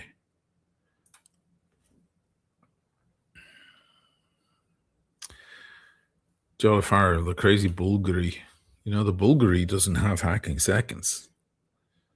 The Bulgari doesn't fall short of this. This thing is a miracle of engineering. And you'd never know, as he says in the video, from the front, you'd never know. Because it's so simple and classy and dressy. It understates itself. So you don't know what's going on. It doesn't try to boast. That's the problem with Richard Mille and stuff. They try to boast their shit on the front. Don't do that. Show a little class. So you want to see? So the front side is just sheer elegance, understated beauty. And look how thin it is. 5.5 millimeters, guys. And then the back. Boom. And you know what? Tommaso pointed out to me because he worked on this. He just gave it a little light lick just to bring it back to new. And he goes, "You do realize there's a sticker on the back of this watch?" I was like, "What are you talking about?" He goes, "It's fully stickered on the back. You're looking through a sticker right there." He goes, I didn't take it off for obvious reasons. I was like, no, you don't take it off. If somebody wants to buy this, they'll be happy to pull the sticker off if they want. I didn't even see it. Look at that. It's a work of art. It's a work of art.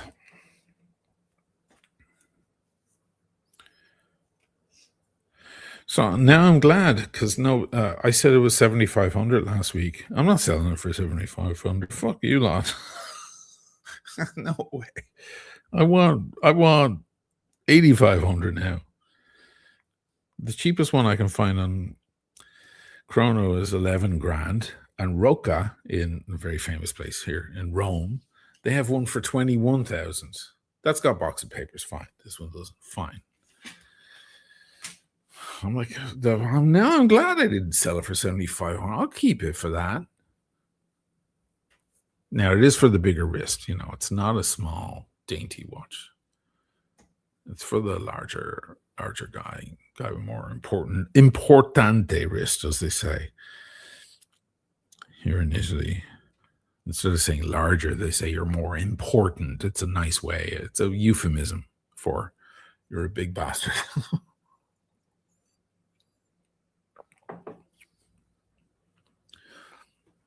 This thing is monumental.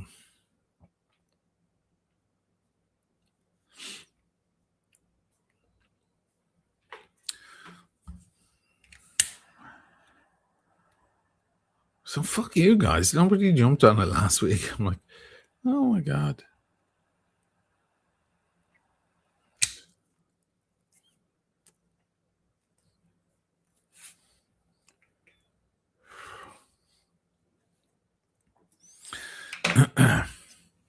Mr. Bradgast, this one was not for Teddy. You mean Teddy Baltazar? Yeah, he's a slender fellow. None of those guys are big guys. Who are the big guys in the watch space, YouTube space? Me, Federico. Who else? Who else is a big fella? Well, Archie, of course.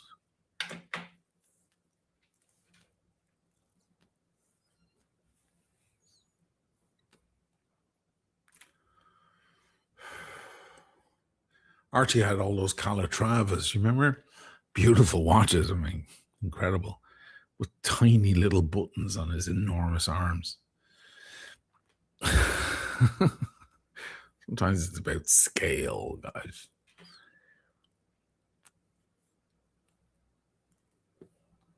Who else is big?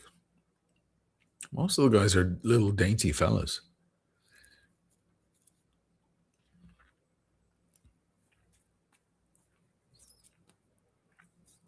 Yeah, even Evan Hogan said, sell it to AC3. I think he's selling off watches, so I don't think it's a good time to sell to AC3. Does he still have his gold Type 20?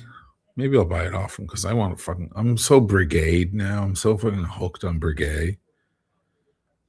I just want more Brigade in my life because I bought the 7067. Fucking thing is stunning.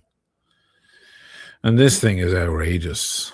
This is next level, though, above that. But I want that Type 20 now.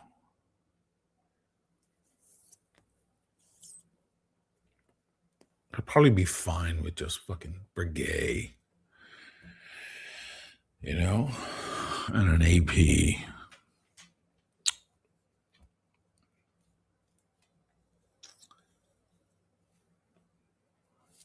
Anyway. What's going on in the chat? The chat's dead. What's going on? Nobody got anything to say? Thank you, Richard Falk, for your super chat. Let me make sure I didn't miss any super chats. So that was Richard. Joe.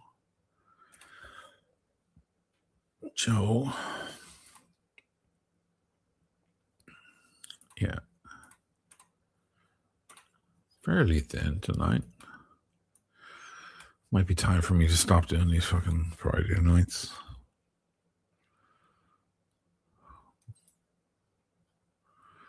I don't know. Bob Sacamano, YouTube implementing censorship in live chat. Really? What did you say? A cuss word or something?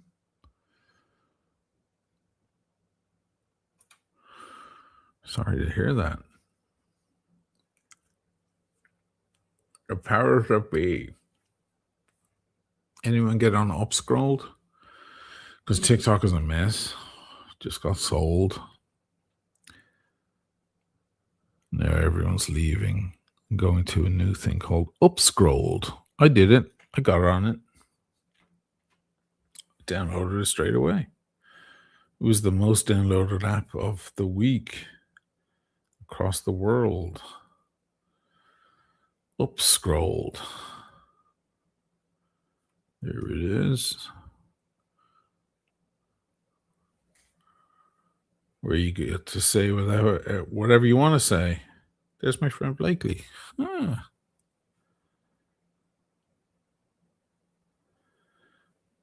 Yeah.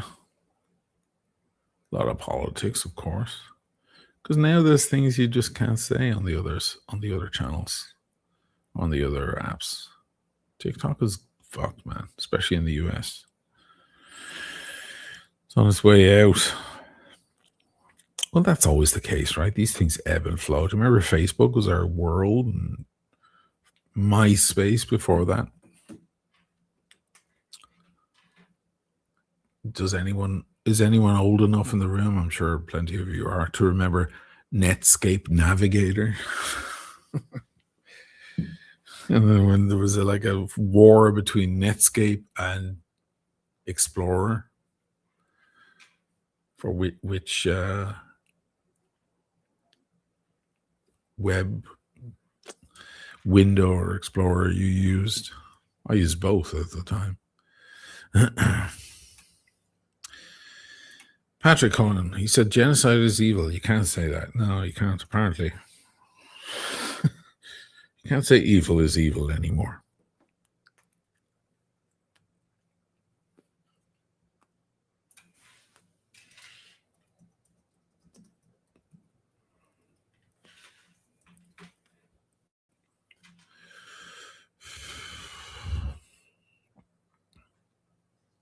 Freaking AOL. I never had the AOL. AOL had its own dial-in. It had its own browser and its own dial-in and its own mail. You've got mail. Remember the voice? AOL had a whole package deal. It was like hi-fi, you know. If you're into hi-fi systems at home, you like separates. It's a term. You like separates. You want your, I don't know, your Macintosh amplifier, you know. And you want your Thorns turntable, and you want your SME tone arm, and you want an Audio Technica moving coil cartridge, and your speakers should be, you know, there's all these different. My favorite ones were Castle Audio. A lot of people bought Mission. They were from Brussels. Castle Audio were handmade in England. My dream hi-fi, I never got it because I never had enough money. I had a nice separates hi-fi when I was young. But I never got, when I finally started making decent money, I had left that whole world and forgotten it. Now I listen to music and the way everybody else does, digital stuff. But I think if my ship really came in one day and I bought a fucking massive mansion, I would build that perfect hi-fi room, you know, that has soundproofing in it and dead walls and nothing but one chair in the middle and a low lamp and the massive speakers, and, you know, stick on Miles Davis Sketches of Spain on vinyl or whatever. But my dream was, I remember the turntables. I always thought American turntables were the best, which made sense to me because American guitars were the best. Because being a musician, so it was the Townsend Rock Reference turntable that was $12,000, and when I was into this shit, spending $12,000 on anything was just out of was not even to be considered. Now, all these years later, look at that. The fuck, life is weird. Then, what was the amp I liked? Was it Lin Audio? I can't remember. And Castle speakers or electrostatic speakers, right? So it's separates. So think of it now. You have separates. And your computer. You have, let's say, you have an Apple computer, right? So that's an Apple laptop. You're using an Apple browser? Maybe not. You're probably using Google Chrome. That's a separate. Then to listen to your music, you're using Spotify or whatever. All the different services that specialize in the thing that they do best, right? And before you ask, because I get asked every fucking day, these are RCF speakers, are handmade Italian speakers. And they're fine. They're like NS10s. They're like Yamaha NS10s with an Italian touch. NS10s are cold. Everything from Yamaha is cold. Their pianos are freezing cold. The sound of a Yamaha piano is just, sounds like ice. And their basses are fucking cold. Owen O'Neill, I remember the Irish bass player from Moving Hearts. He was big into the Yamaha basses. Yamaha make trumpets. They make all sorts of stuff. And motorcycles, etc. These are like NS10s, but they're warmer. They're called RCF. I don't know if the company still exists. So, what was I saying? Oh yeah, so AOL had their whole. It was an all-in-one, which was the equivalent of like buying a Sony big stack, remember, or the Pioneer stack that had the tuner, the amp, the double tape cassette at the bottom, and the turntable on the top, and then the matching speakers.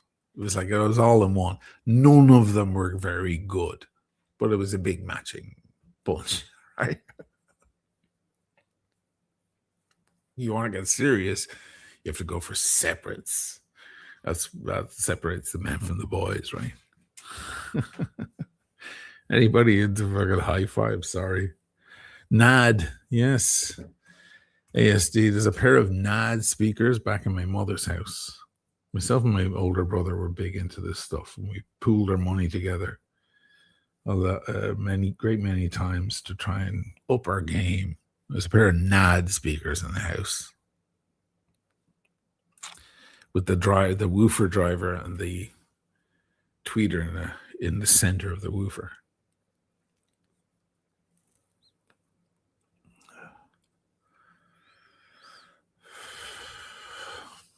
Torrens TD124, great turntable, Jim. Great. I think that's one of the most sold turntables back in the day. Torrens were always strong. We still have a Torrens back in the house. Strong.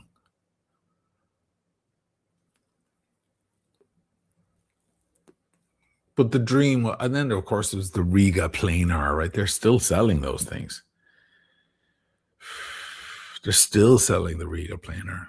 Still a popular turntable. So minimalist, you know.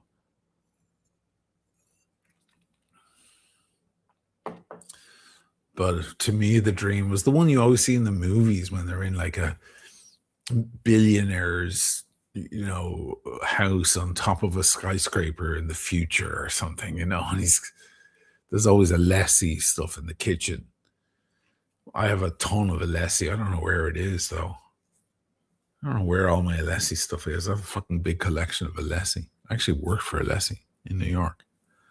Oh my god, fucking hell. I just remembered I worked for Alessi. I've totally forgot about that. But yeah, the kitchen's always like the wine jugs are Alessi and of course the juicy, what do they call it? The thing that looks like an old 50s sci-fi movie for the lemon squeeze. It's all futuristic, weird Art Deco shit for the kitchen. And then, of course, the turntable was always the Townsend rock reference with the weights. You see the big weights on the record. They didn't make a tone arm. You had to buy a tone arm. And if you're ever buying a tone arm, you have to buy SME tone arms. Without a doubt. Greatest tone arms in the world.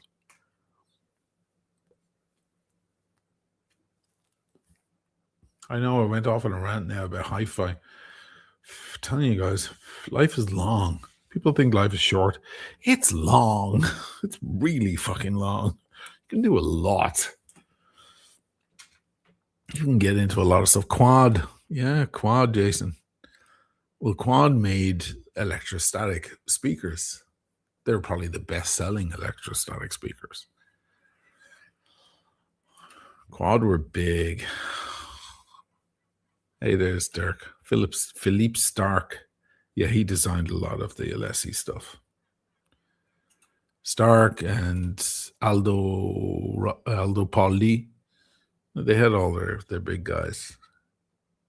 Made a lot of money off that stuff. I think they made more. I think Philippe Stark made more off Alessi designs than he did off of anything else. Jim Patterson, I found a Marantz 7C preamp. Yeah, Marantz decent, especially when they separated. I had a couple of Marantz amps, but when you separated them to preamp and power amp, then you were up in your game. Carlos, Bang & Olufsen always look and sound cool. They look cool. Bang & Olufsen were about design, and they were the opposite of Bauhaus. So Bauhaus is function before form. The whole idea of that something has to work well, and after it works well, you begin to appreciate how beautiful it is. Now, that happens in the world of musical instruments a lot, because obviously their tone and their performance is the most important thing. And then we begin to appreciate how gorgeous they are. Even if they looked ugly at first, they become ugly pretty, you know. That's the essence of Bauhaus. Whereas B&O were about form before function almost. They compromised their function for their form, which I think was their Achilles heel. That and the fact that their shit was like, it was like $12,000 for a phone that looked like a banana, you know, whatever. But it's great for a movie set. You know, stick that in a movie set and it looks great for a futuristic movie. You know, B&O. I always feel like B&O were setting themselves up for dating themselves. Like their designs, no matter how modern they tried to look, were always going to be dated within a year. They're going to look like they're from the 70s, you know.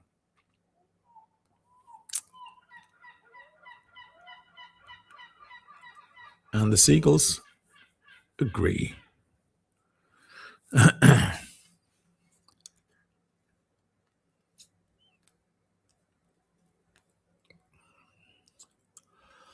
Yes, I was into hi-fi heavily, and we had stacks and stacks of vinyl. They're all still back in my mother's house.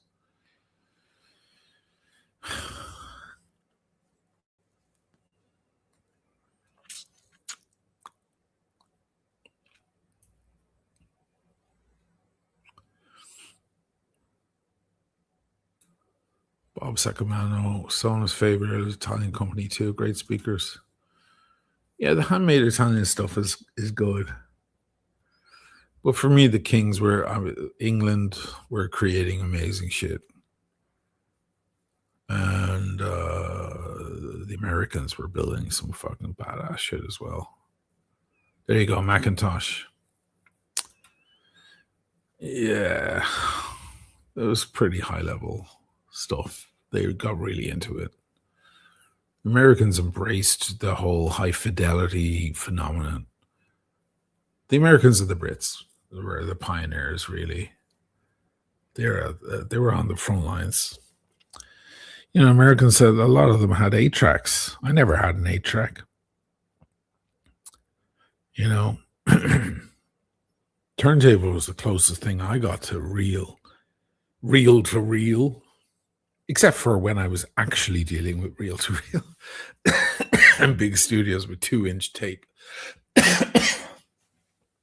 which I did deal with a lot, which I suppose is about the most high fidelity thing you could ever interact with. But it's not like I got to enjoy that in my living room. Those things it's a whole different thing. Industrial level stuff. But at home, people with a reel-to-reel machine, an 8-track reel-to-reel, that was pretty fucking high quality. And then, of course, a great turntable and a heavy, 200 gram, 220 gram print on vinyl.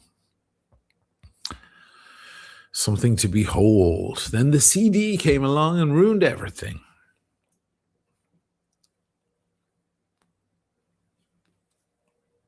What's that? Sorry, skips. Bob Sackerman, what do you think about Scott Galloway? I like his commentary, yeah. He's a very smart guy. That's politics there, man.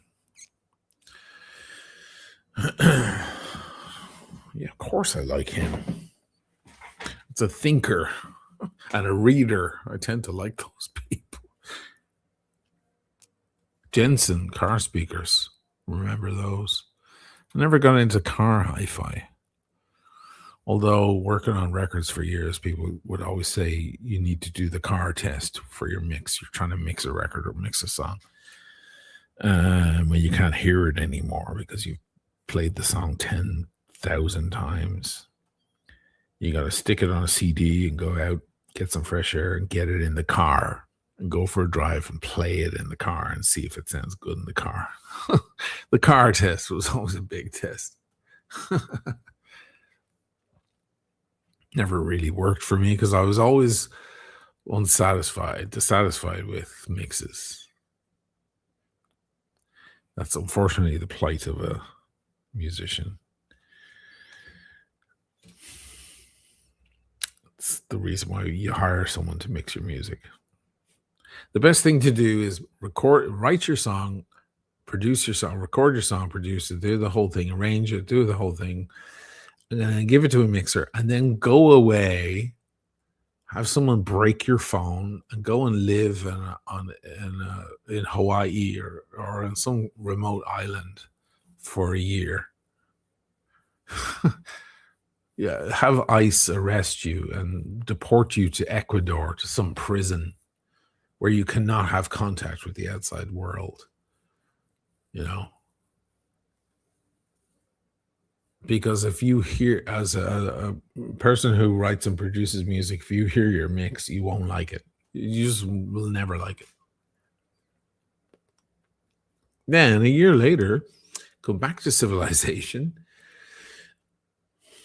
order a drink at the bar, somebody puts on your song in the fucking bar, and then you go, oh, it fucking sounds good, man. You've saved yourself a year. I don't care what happens in Ecuador in that prison. You've saved yourself a year of pain. Trust me. Because we're never happy with the mix. Bands are never happy. I worked with jazz artists. They're the worst. They're the fucking worst. They're even worse than the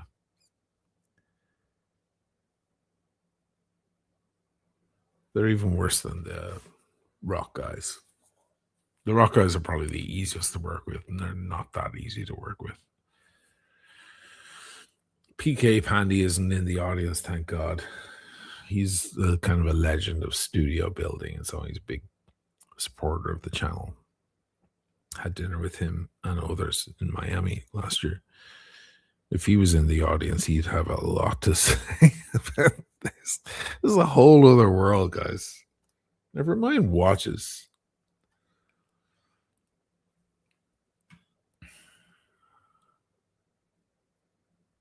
Plex Form.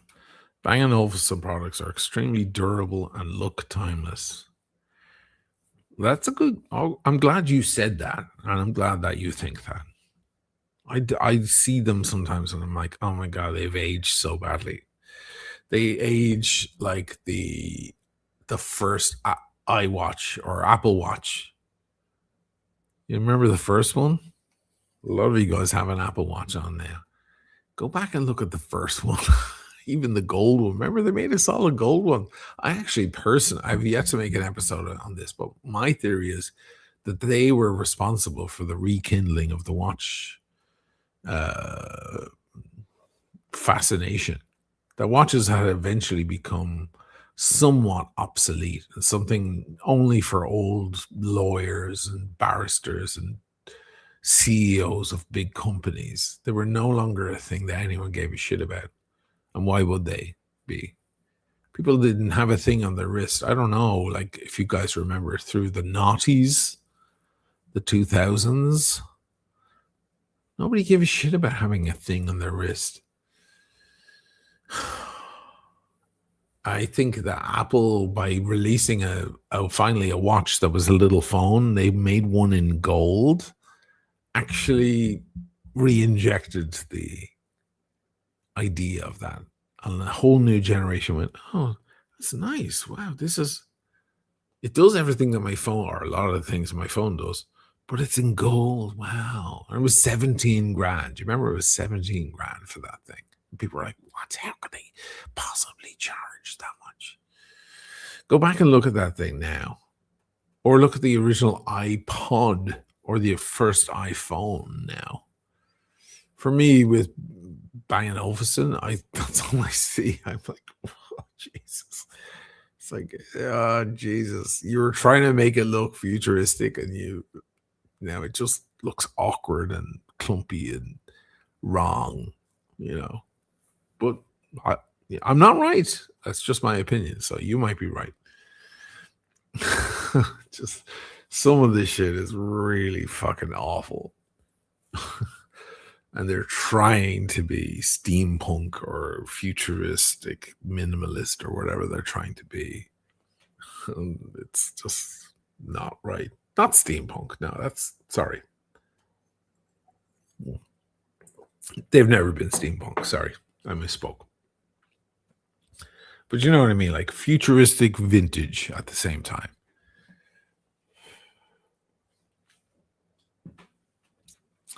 What are you guys saying to each other? I was watching guys since I was 10. Well, that's cool. I'm talking about the general masses here.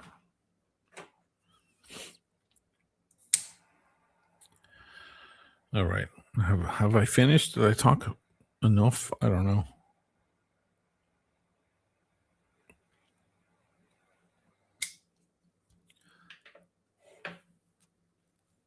You know what I'll put on to finish? I'll put on this 5512. The quintessential sub. The sub.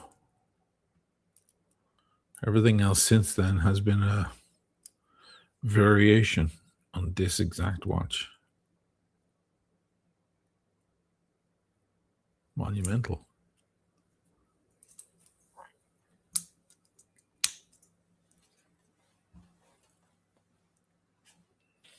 It's a beauty. Doesn't even look too small on me. I mean, it looks a little small.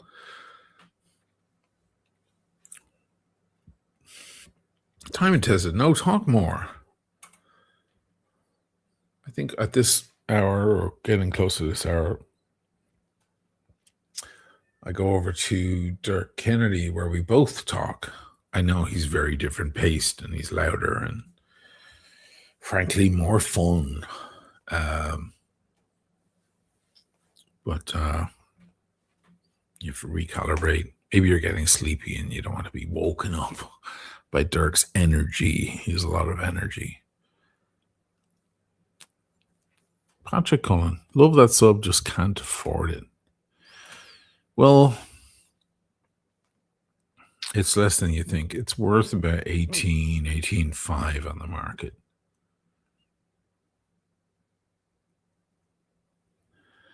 But Simone is happy with 14 on it. He's just decided to move off some of his treasure chest. That guy has amazing stuff in his safe. You wouldn't believe this, like old Venice gold shit. Like he has like a ship, like a Venetian ship made in solid gold. Like this thing you would put on a mantelpiece.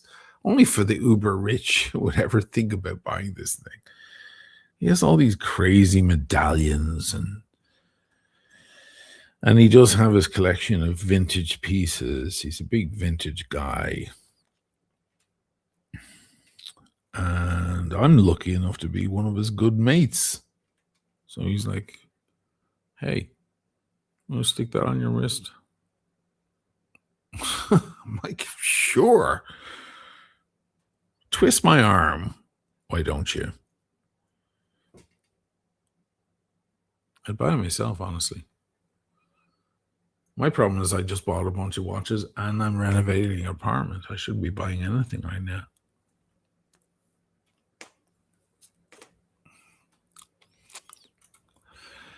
Darren, does the sub have any noticeable band stretch?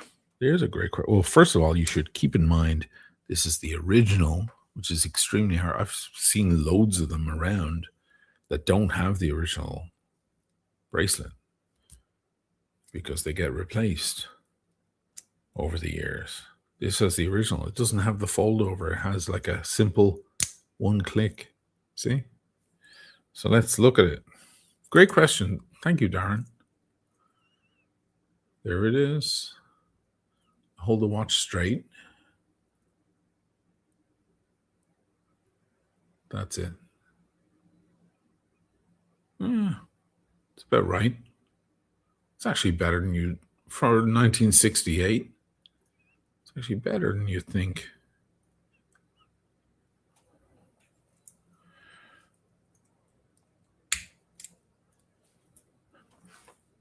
Good question.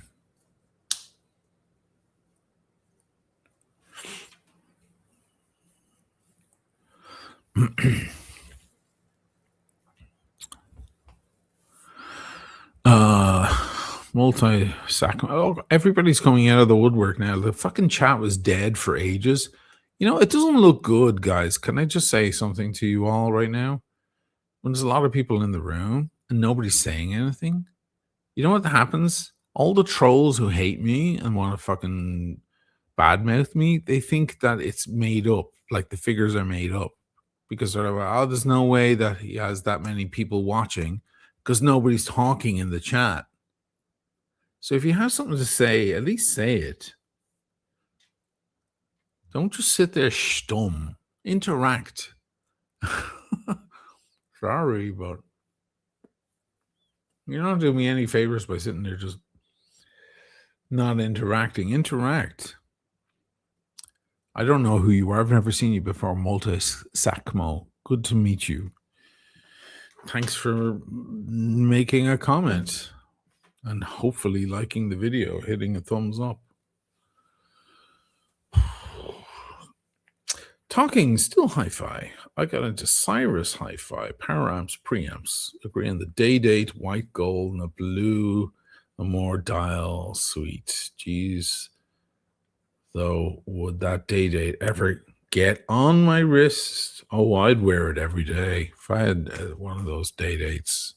If I had that Fume dial Martin Scorsese thing, I don't know if I'd wear. I don't know what I'd do. I don't know.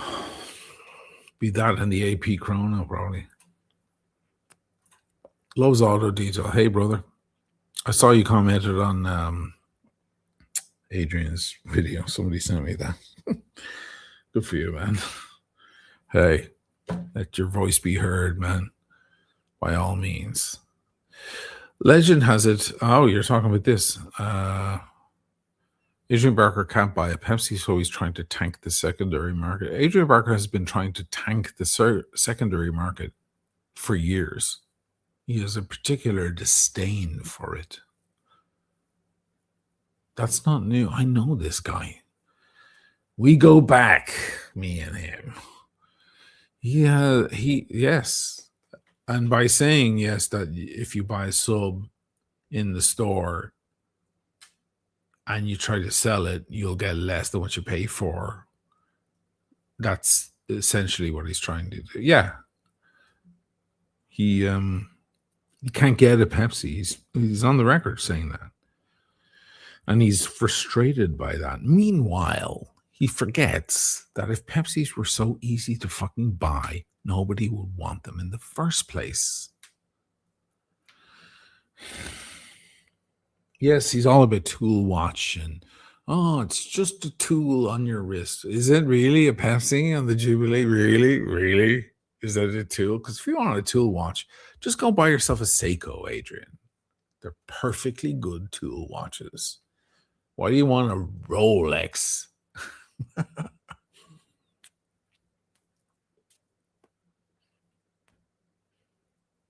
People forget that. Like, oh, I should be able to walk in and buy whatever I want or be offered whatever. If that were the case, listen, that is the case with Longines. Longines, perfectly good brand, great history, huge, as big a history as Rolex. Great watches, beautiful. You can buy it. You can walk into any Longines boutique or a place selling Longines and buy any one you want right now. Are you going to do it? That's the question. This is so funny to me how people mix that up. All I want is a no-date sub. Why is it so hard? All I want, ... All I want is a supermodel to marry who loves me. That's all I want. Why is it so hard?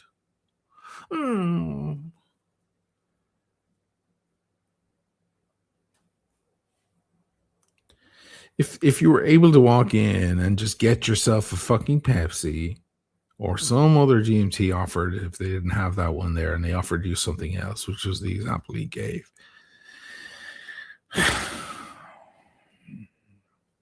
Sure, someone would still buy them, but they wouldn't have the premium they have.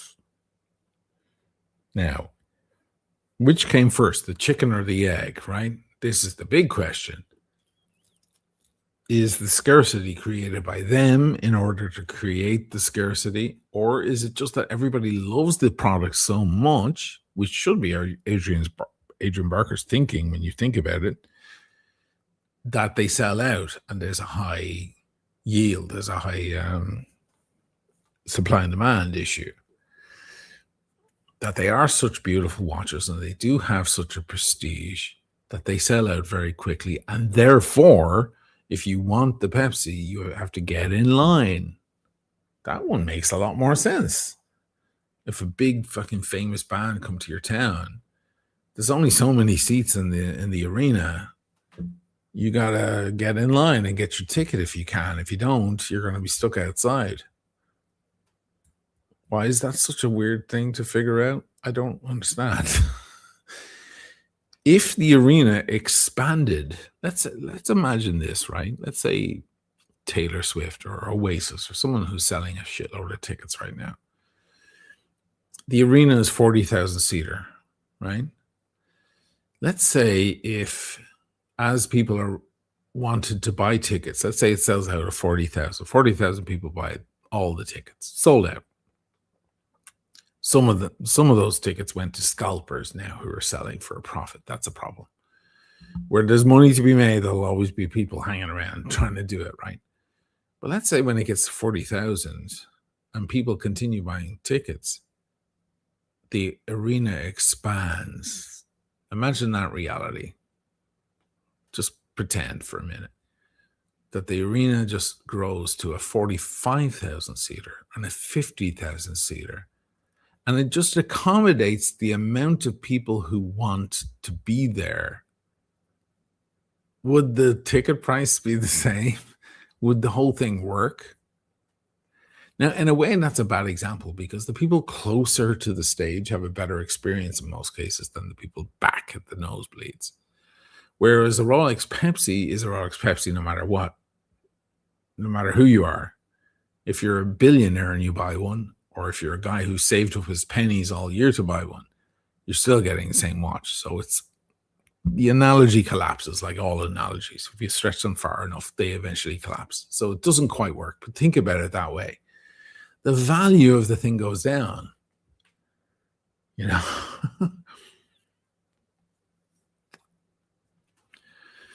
So in a way, he should be thanking his lucky stars that when he eventually does get the call, which I believe Adrian Barker probably eventually will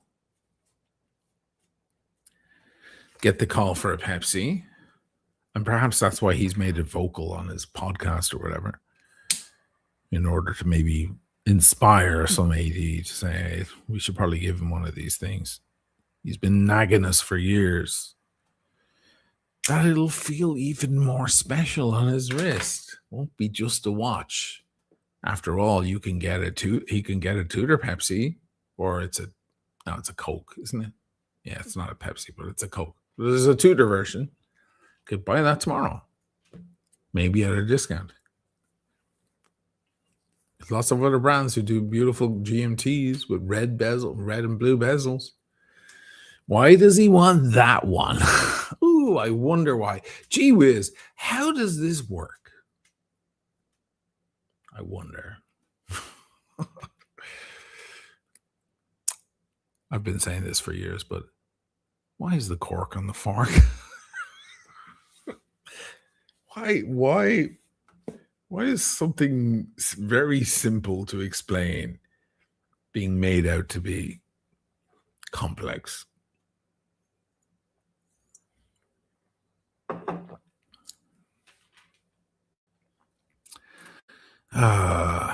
Nicolas Saldier, the Dubai expat guy, flew all over the world looking for a Pepsi. Took him years.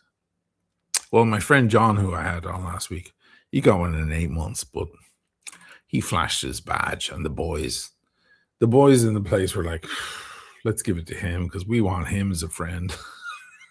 That's basically it. John wouldn't say that, but I'm going to say it. You want a fucking Pepsi in 8 months, guys? Join I shouldn't say which organization, but join an important organization. Please and thank you. Why doesn't he just get one second hand? Well, we've arrived at it now. Please and thank you, and please and thank you for saying that. Thank you. He may be trying to push it down so that he can get one on the secondary market for closer to retail. That's the sinister side to this whole thing, because he does have an influence. He has a strong voice. Can't deny that.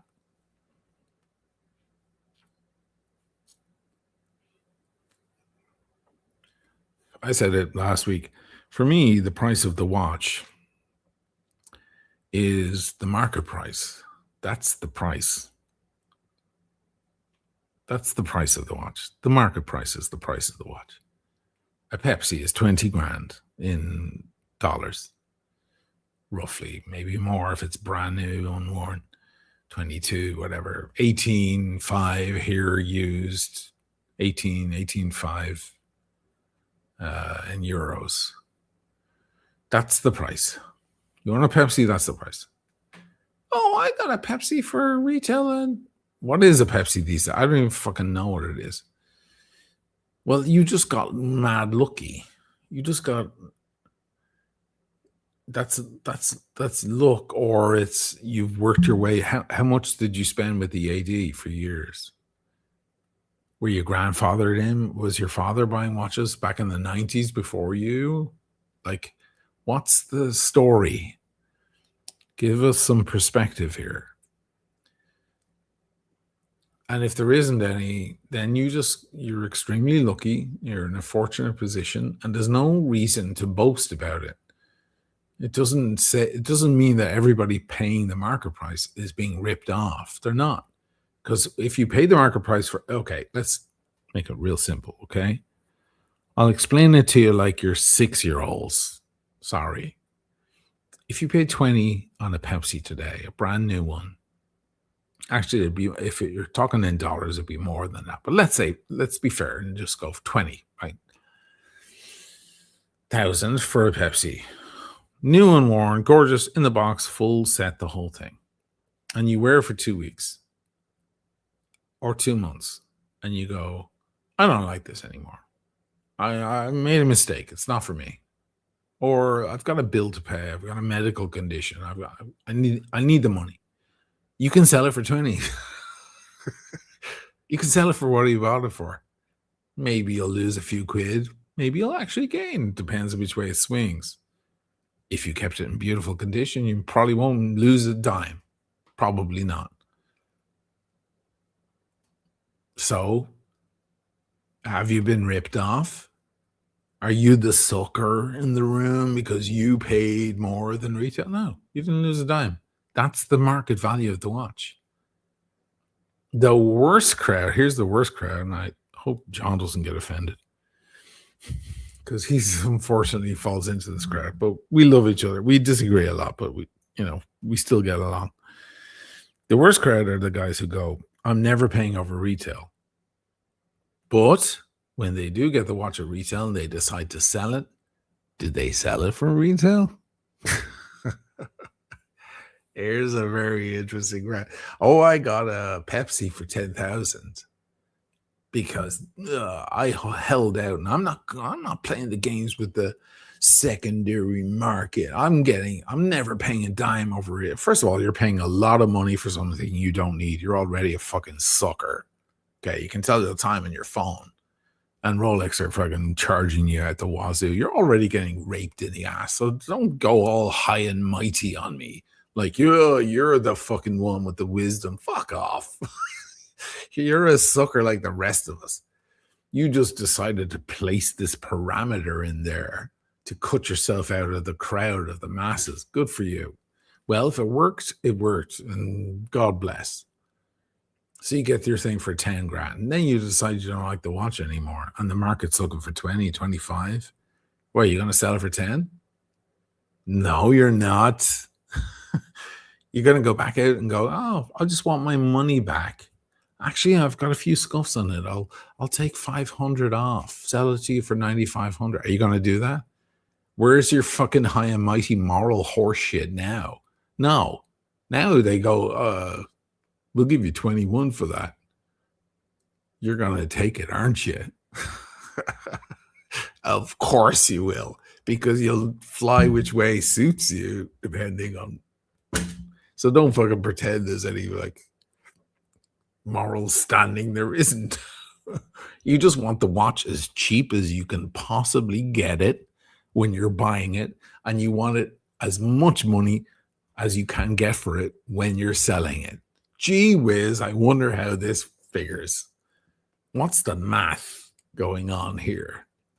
Meanwhile, the I will never pay a dime over retail crowd, if it goes below retail, like Adrian is predicting, Adrian Barker's like, eventually the price for a sub will be below retail. He went all in. He lent in, right? He leaned into his theory there. God bless him. Okay, so let's say a sub is whatever, 10, 11,000, whatever it is from Rolex, and they're going for 8 on the gray. Where's the I'll never pay a dime over retail crowd? No, the retail is 10, but you can get it for 8. So you're going to pay 10 because that's retail. Oh, now you want to go to the gray, don't you? I wonder why. Fuck off. People are fucking stupid, man. You think we can't see your tits all the way from over here? We can see exactly the shit you're saying and the things you think you're saying. It's pure bollocks. The price of a watch is the market price of the watch. If you're lucky enough, you're that one guy in 500 or 5,000 to get the call for the watch at retail, then good for you. You won the lottery. It's like spitting at people who play the lottery you win it. You play the lottery and someone's got to win it, like one in it, millions of people. Someone's got to win it, right? Usually someone wins it. Imagine that winner going to all the people who lost, who didn't win, and going, oh, it was easy. Hey, I won. What the fuck is wrong with you guys? What's wrong? No, you just won. So shut the fuck up and fade off into the distance, please, because you're the exception to the rule.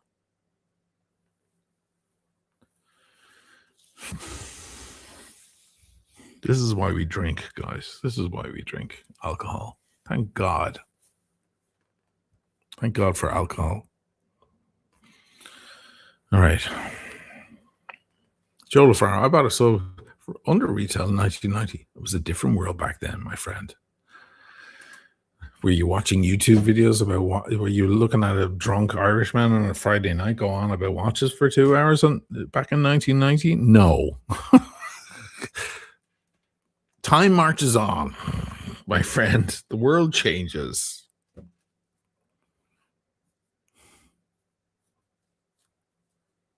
I'm getting a little terse now. It's the booze. I better go over to Dirk. He's already, what time is he? It's already half an hour into his show. I better go over. Thanks for listening to me. And for the record, a Submariner brand new from the AD, if you buy it, you can fetch about $1,000, depending on what currency. But currencies fluctuate a lot. Somewhere around $1,000 British, 1,400 euro, 1,700 Canadian, whatever it is, 2,000 Australian, whatever, more to a grey market dealer who will then sell it for their own $500 profit, a small profit. It's never been huge on subs, but it's been solid. The thing about the sub, it's been a solid sale. Easy to sell, sells in a day or two. It's a simple $500, $600. It always has been that way. Subs.